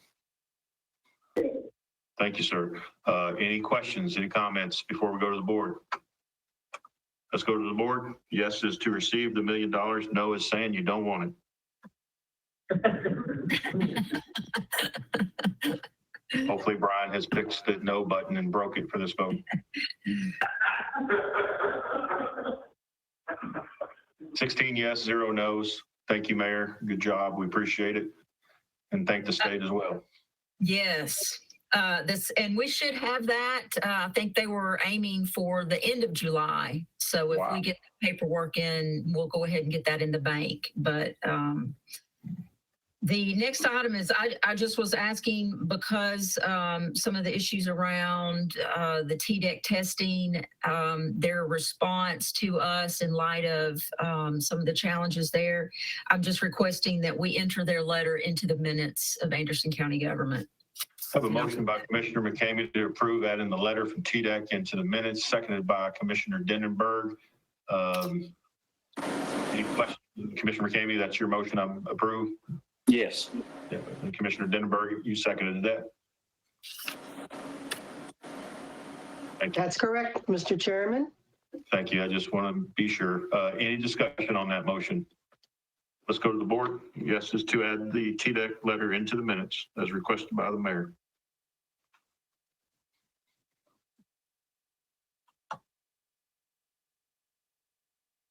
Commissioner Jameson.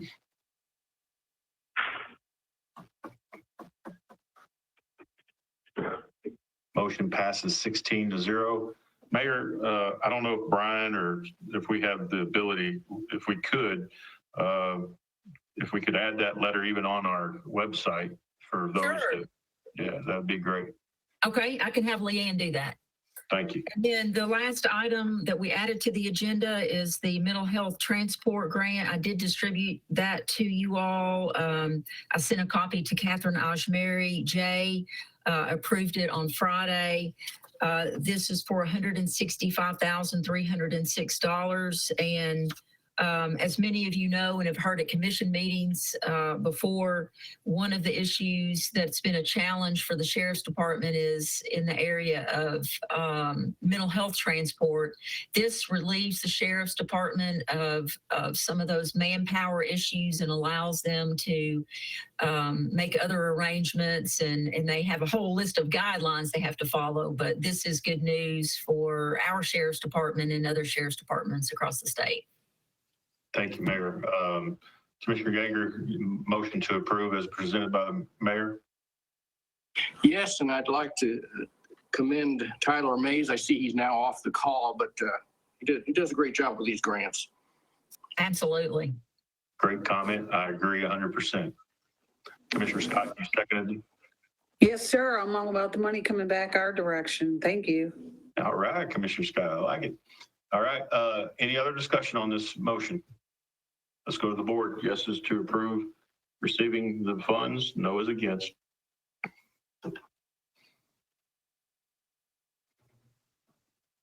Commissioner Denenberg, you still with there? Thank you. I'm sorry. Okay, motion passes 16-0. Anything else, Mayor? That's it. Thank you, Mr. Chairman. Thank you, Mayor. Appreciate all you do. All right, let's go on to Mr. Law Director, Jay Yeager. Yes, sir. Thank you, Mr. Chairman. As always, I appreciate the opportunity to be with you and the members of the County Commission tonight. Unless somebody has any questions on my written report, Section A is the contract approvals. Section B is a lawsuit update.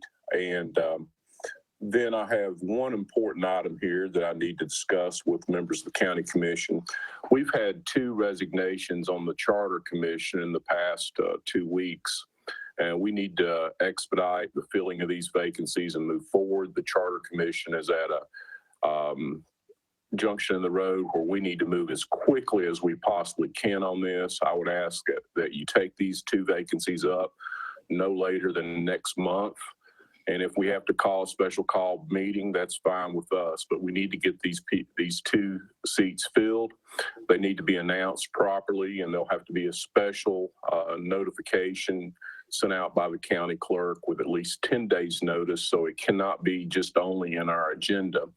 But we need to start moving with the public announcement and moving through the process with this.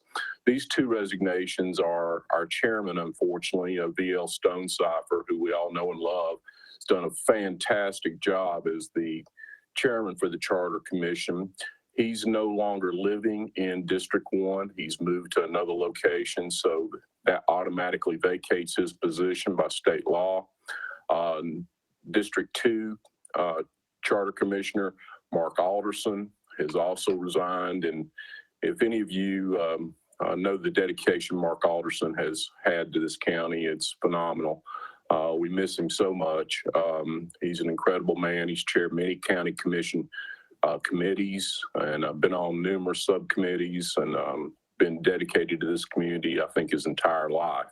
But please keep Mark and his family in your thoughts and prayers as they go through a very difficult time.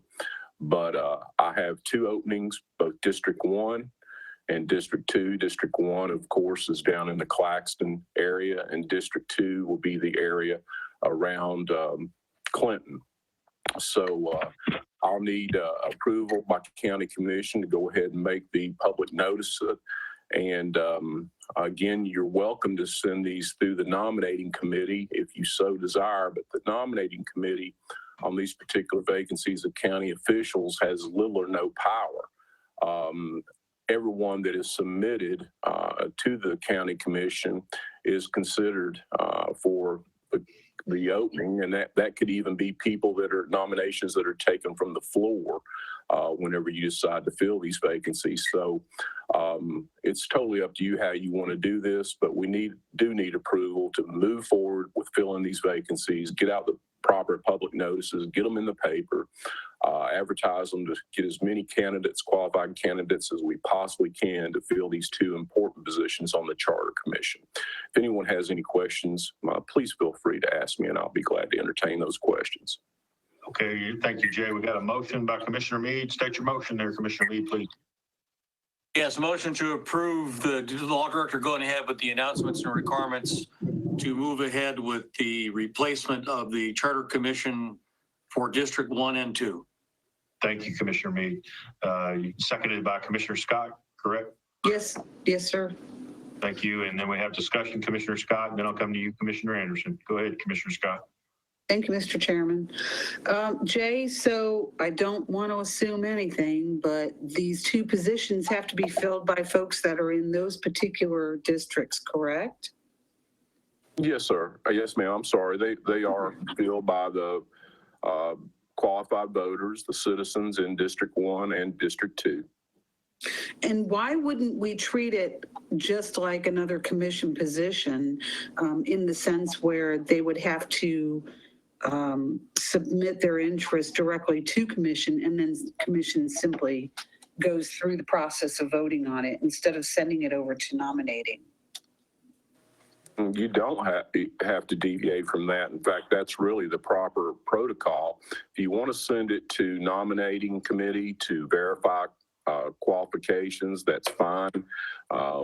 Myself and Annette can do that if you want to just streamline this process. But as I said earlier, the decision to fill these vacancies rests on the shoulders of county commission only, and no one can be vetted at the nominating committee level. That's my point. And in fact, nominations can be taken from the floor the night we fill these spots. Thank you, Jay. Thanks, Commissioner Scott. Commissioner Thank you, Anderson. Mr. Chairman.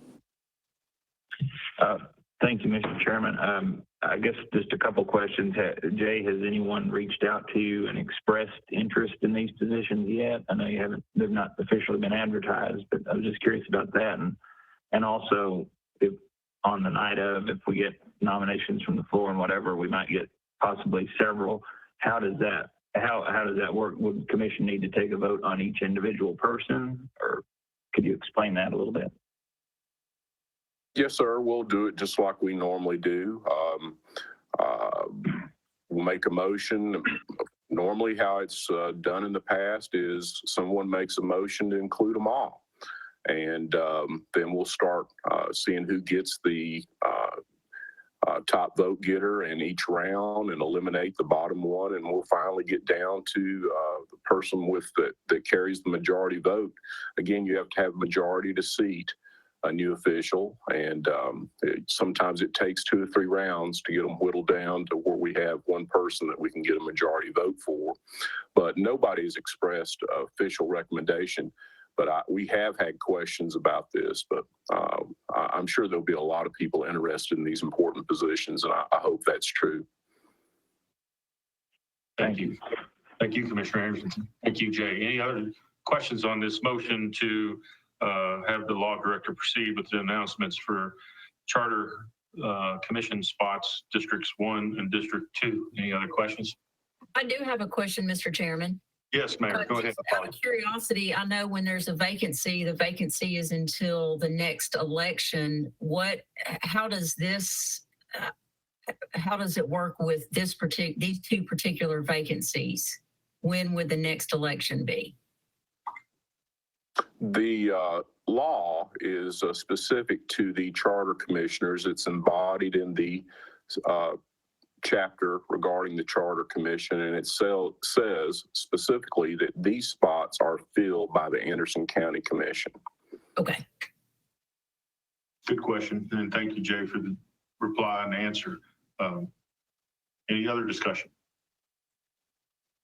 And Jay, how fast do we have to do this, Jay? I guess you'll put that in the announcements and things. We need to move as quickly as we possibly can on this. No later than next month. We have to get the special announcement out, and we'll start working on the letting all the media outlets know. We'll post something on our website within the next day or so. But we'll move quickly on these. We have to. Okay. And let me ask this question. If a commissioner in our district or District 2 has interest in these openings, are they allowed to put their name in? Yes, sir, they are. Okay. Commissioner McCamey has a question. Yes, sir. You might be muted. There you go. Go ahead. Yeah, I couldn't get unmuted there for just a minute. Jay, I've got one question is, can the Charter Commission members that are remaining, can they go ahead and meet without these two? I mean, is that possible? We still have a quorum, but the problem is District 1 and District 2 are not represented on that Charter Commission. That causes some issues right there. I think we'd all want the Charter Commission to have full representation. We can still start moving. We're working on the draft sections as we move forward, and we'll have more ready to move at the next meeting. If not the entire charter, we're moving as quickly as we possibly can on this issue. But the answer to your question, can they meet? Yes, sir, they can meet. The problem is we do not have full representation of the entire county. Two large sections, District 1 and District 2, are not represented at this time. Okay, that's fine. Do we have a vice chair? Yes, sir. Dr. Smallridge is our vice chair. He's done a great job. Okay, thank you. Good questions. Thank you, Commissioner McCamey. Any other questions? Seeing none, let's go to the board. Yes is to allow Law Director to proceed with getting the postings out for these two positions for Charter, District 1, District 2. Motion passes unanimously, 15-0. One absent, Commissioner White. Hey, thank you, Mr. Chairman. That's all I have for you tonight. Unless anybody has any questions on any of the legal affairs facing Anderson County right now, I'll be glad to answer those. But that's all I have under my report. Commissioner Meade has a question. Commissioner Meade. The assignment of rents, is that going to be in the Operations Committee? Because I don't see it listed on my agenda there. It's under the Operations Committee when I saw it. Okay, well, then I guess let's make sure it is in the Operations Committee report, because I don't see it listed on my agenda. Are you talking about 205 Main? Commissioner Meade? Yeah, it's on there. It's the third item. Oh, okay, there, yeah, I see it now. I see it, thank you. No, thanks for asking.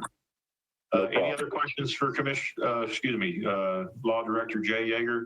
Jay, we're good to go. You sent over all the commissioners the information on 205 Main. Mayor has it with that transaction is done and completed. Yes, sir. The only thing we need to do is the assignment of rents from the Andersonville bus contract, and we'll do that under the operations report tonight. Yes, sir. Thank you. Any other questions for our Law Director? Seeing none, we'll move forward. Thank you. Jay. Thank you, sir. Appreciate you and the members of County Commission. Thank you. Okay, next is committee boards and reports. Make sure I'm not missing anything here. Okay, That's going to be the operations. Chairman Isabel, you have the floor, sir. Thank you, Mr. Chairman.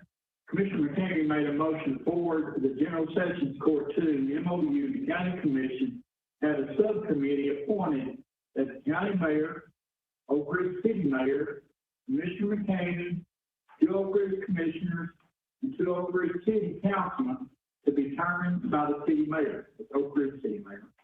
Go over the information Commissioner McKamey has and look at what we're paying. Second by Commissioner Meade, motion passed for roll call vote.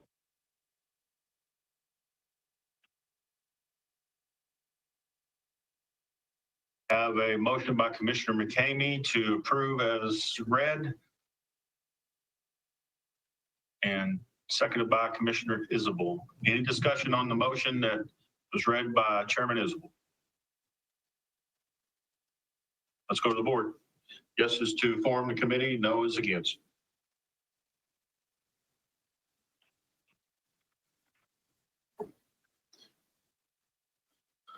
Motion passes 11-4. Okay, Chairman? Commissioner McKamey made a motion to extend accepting garbage instead of recycling through July at the East Wolf Valley Convenience Center and revisit again in August. Commissioner Creasy seconded the motion. Motion passed by roll call vote for the full commission for approval. Have a motion by Commissioner McKamey to approve the item just read for the East Wolf Valley Convenience Center to continue accepting garbage instead of recycling, to continue the operational effectiveness. Seconded by, is that correct, Commissioner McKamey? Yes. Thank you, sir. Seconded by Commissioner Denenberg. That is correct, Mr. Chairman. Thank you. Any questions, comments? Again, this is being done because we want to keep, there's a lot of volume of trash coming in. I appreciate the recommendation. Let's go to the board if there's no other questions.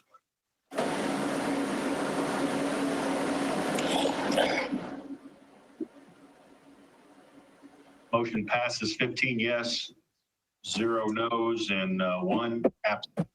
Commissioner White. Go ahead, Chairman. Thank you. Commissioner McKamey made a motion for law director to draft a lease assignment to the new owners for the bus parking contract at 205 Main Street to present to full commission for approval. Commissioner Jameson second motion. Motion passed for roll call vote. Motion by Commissioner Meade to approve. Correct. Thank you. Seconded by Commissioner Denenberg. Any discussion on this motion? Commissioner Creasy. Yeah, could you repeat the motion, please? Go ahead, Chairman Isabel. Commissioner McKamey made a motion for the law director to draft a lease assignment to the new owners for the bus parking contract at 205 Main Street to present to full commission for approval. Thank you. Correct. Yeah. Thank you. Thank you, Commissioner Creasy. And this is just a formality. Doesn't mean the new owners will accept it. We're just doing the formal process of moving that to the new owners. Is that right, Jay? That's exactly correct, sir. Thank you. No, thank you. Any other questions on that motion? Let's go to the board.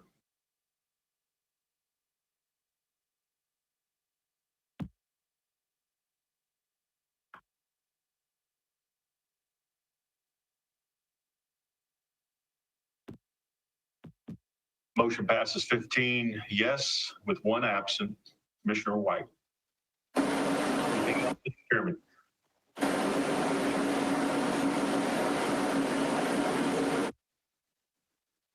Chairman Isabel, does that conclude your report? Well, there's actually 2 other things. This full commission, Commissioner McKamey.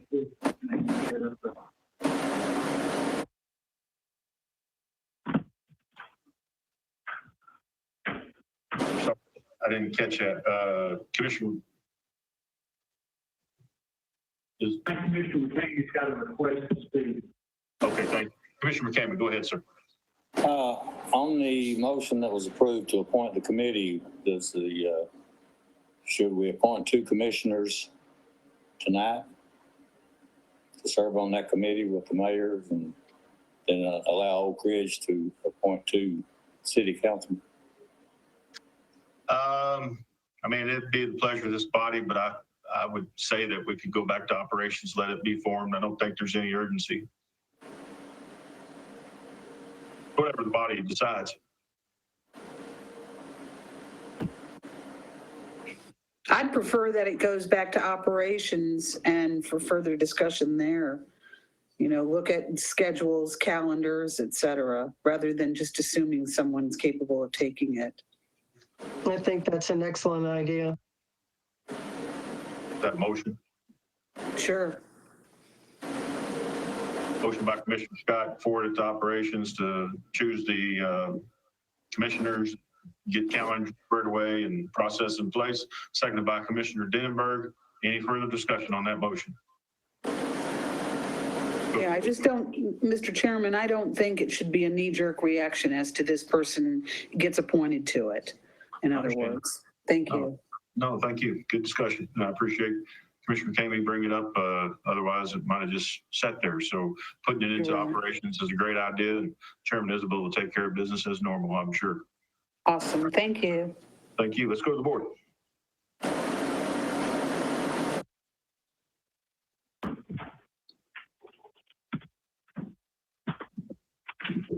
$15 yes, 1 absent. Commissioner White. Anything else, Chairman Isabel? Yes, Mr. Chairman, there were 2 other things that didn't require full commission approval, but they're hot topics. And for anyone that may still be out there, I'm going to read those if you don't mind. Absolutely. Go ahead, sir. Commissioner Wandell made a motion that we respectfully request BPA to hold off for 90 days any action for this request, special exception for this property on Emory Road. Commissioner McCamey second motion passed a roll call vote. That was the topic that we had about the rehabilitation center. Yes, sir. And the other was Commissioner Wandell made a motion for the COVID-19 information gathered tonight, Operations Committee, HR Advisory Board career review. Commissioner McCamey second motion passed the roll call vote.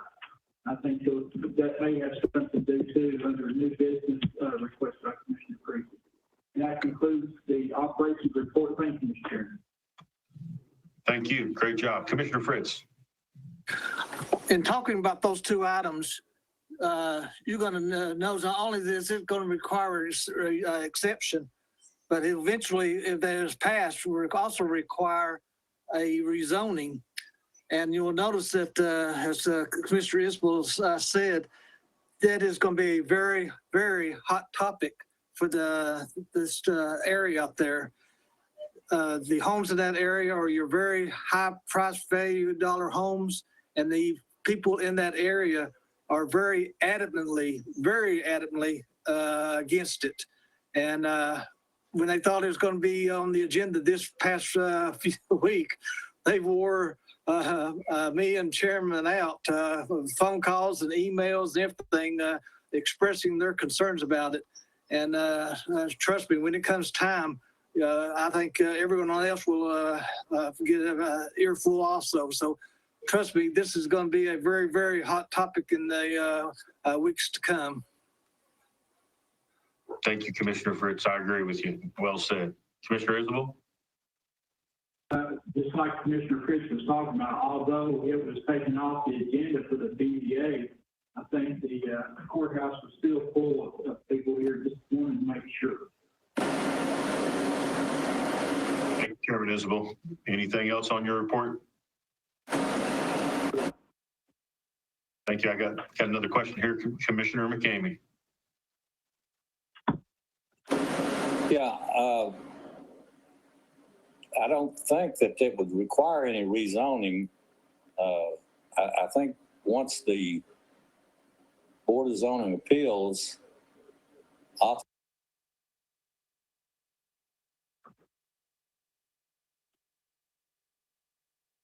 Mr. McKinney, you're muted.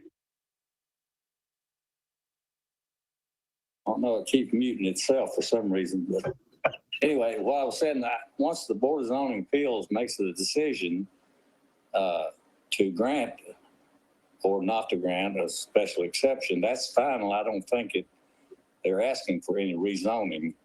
So it would never come to the full commission. It's rests solely with the Board of Zoning Appeals. Is that right, Jay? You're exactly correct. It's a special exception that's in the exclusive purview of the BZA. It will not come to county commission for a vote.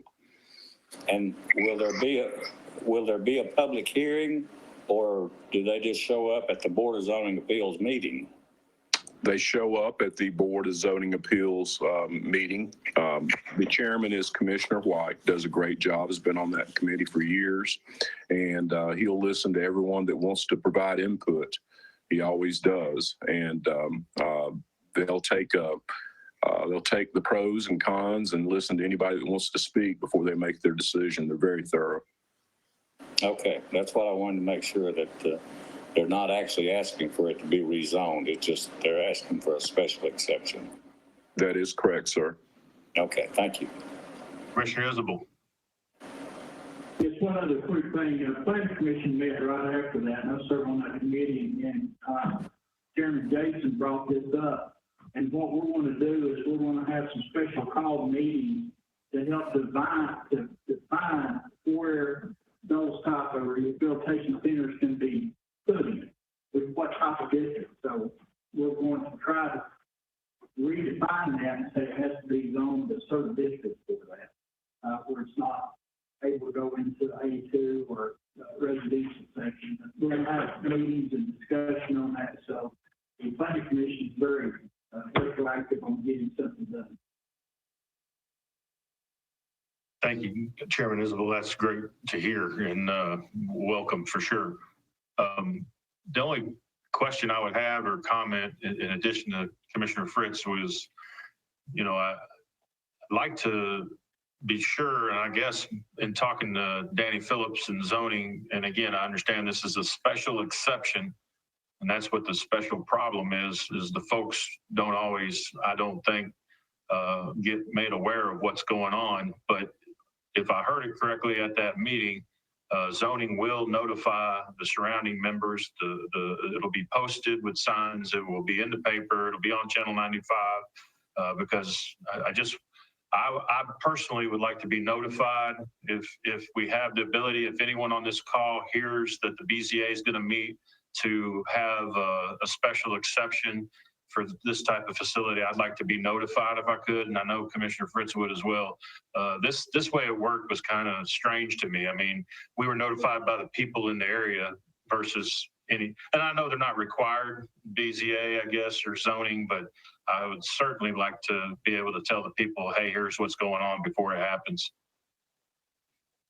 Mr. Chairman, if I may, I think that's why Danny actually pulled it, is because proper notification, our guidelines that we set forward, had not been fulfilled. So that's why he actually pulled that. So you are correct. It will be, proper notice will be given out again. Thank you. Oh, thank you. And I did notice driving today past the Oak Ridge property that was being proposed earlier, I did notice the sign was out. So I appreciate that. Okay. Any other discussion? Does that complete your report, Mr. Chairman Isabel? Yes, Mr. Chairman. Thank you for the extra discussion. Oh, no problem. Thank you. Great job, as always. What do we got next here? Any old business?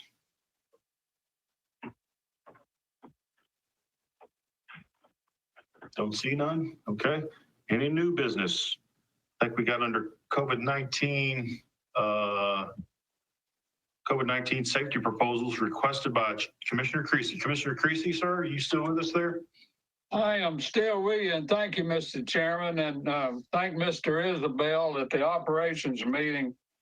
He had it on the agenda to have some discussions on social distancing and safety issues, and we had an excellent discussion, a lot of participation, and I made a list and forwarded it to everyone on some items that came up, and I'd like to see, I think you made the motion, Mr. Chairman, to forward those suggestions to the HR committee, where there's a full slate of elected officials that can review those and discuss them. and make recommendations. We've got until the end of August to come up with some safe ways to meet in person again, should the Governor Lee, let his order expire. And if we have to meet in person, I want everyone to consider some of these suggestions we discussed and be ready to vote on them at our next operations and our next county commission meeting, so that when we do go back to in-person meetings, we will be meeting safely, not spreading the virus, not passing it on to our fellow commissioners, and not passing it on to the public. As elected officials, it's a responsibility of all of us to make sure that we protect the safety and welfare of our county citizens, and especially their health. So I just want the commission to be aware that we need to make those decisions by the next commission meeting and be prepared to do so. And the list is, I won't go over the list. We've been meeting a long time tonight, but you've got it in your agenda. Thank you. Thank you, Commissioner Creasy, and I would encourage everyone to look at that list. Commissioner Creasy had some great ideas, and also Chairman Isbell gave a great presentation. I thought it was well done, and I think all that information should be captured and disseminated. So, Commissioner Anderson. Thank you, Mr. Chairman, and I just wanted to point out Roger did a great job with the plexiglass petitions for us. They're all installed here on the commission desk.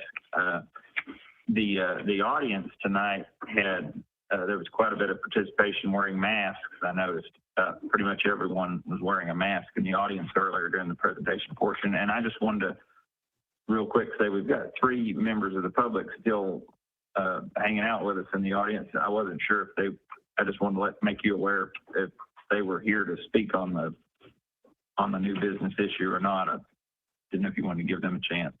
Absolutely. If anyone would like to speak, be honored to give them a chance to speak if they have something that they'd like to talk about. Okay, I think we got one person coming up. Just state your name and address. Yeah, thank you, Commissioner Anderson. Oh, sure. My name is Sarah Sellers. I live at 146 Indian Gap Road. I just wanted to commend Mayor Frank for not adopting the mask policy for our county. I do believe that should be an individual decision as to whether or not to wear a mask. I know that many people with whom I've discussed the issue agree with me on that.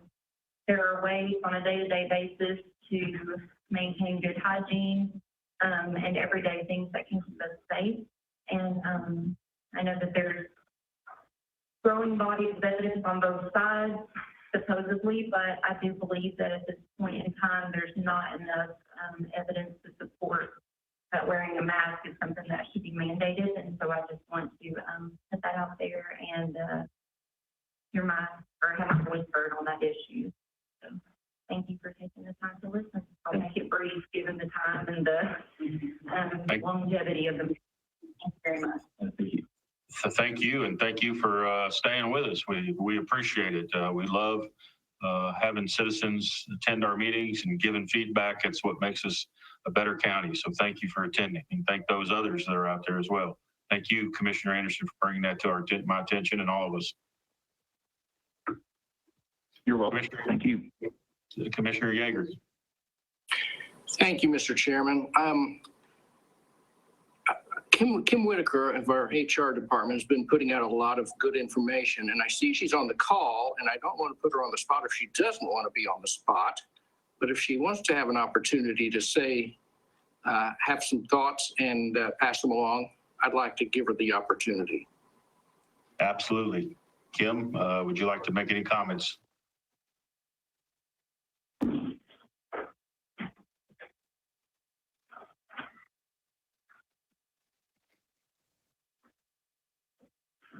Are you on mute? She must have jumped off when I said her name.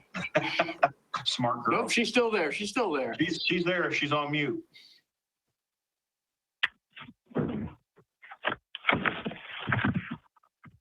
Well, maybe she'll come back here in a second. All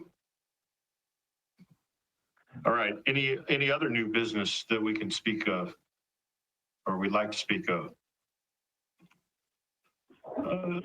Commissioner Smallridge, yes.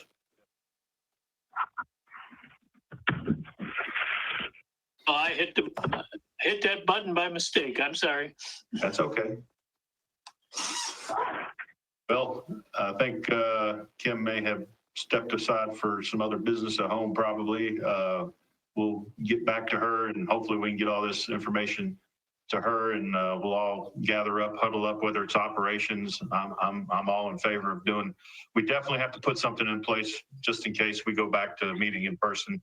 And it was good to hear from Commissioner Anderson that Roger Lloyd had put those plexiglass panels up and there's a lot of other good things we can do and we'll get to them for sure. It's a priority and we need to do it. So seeing no other business before us, I think we can call this commission meeting.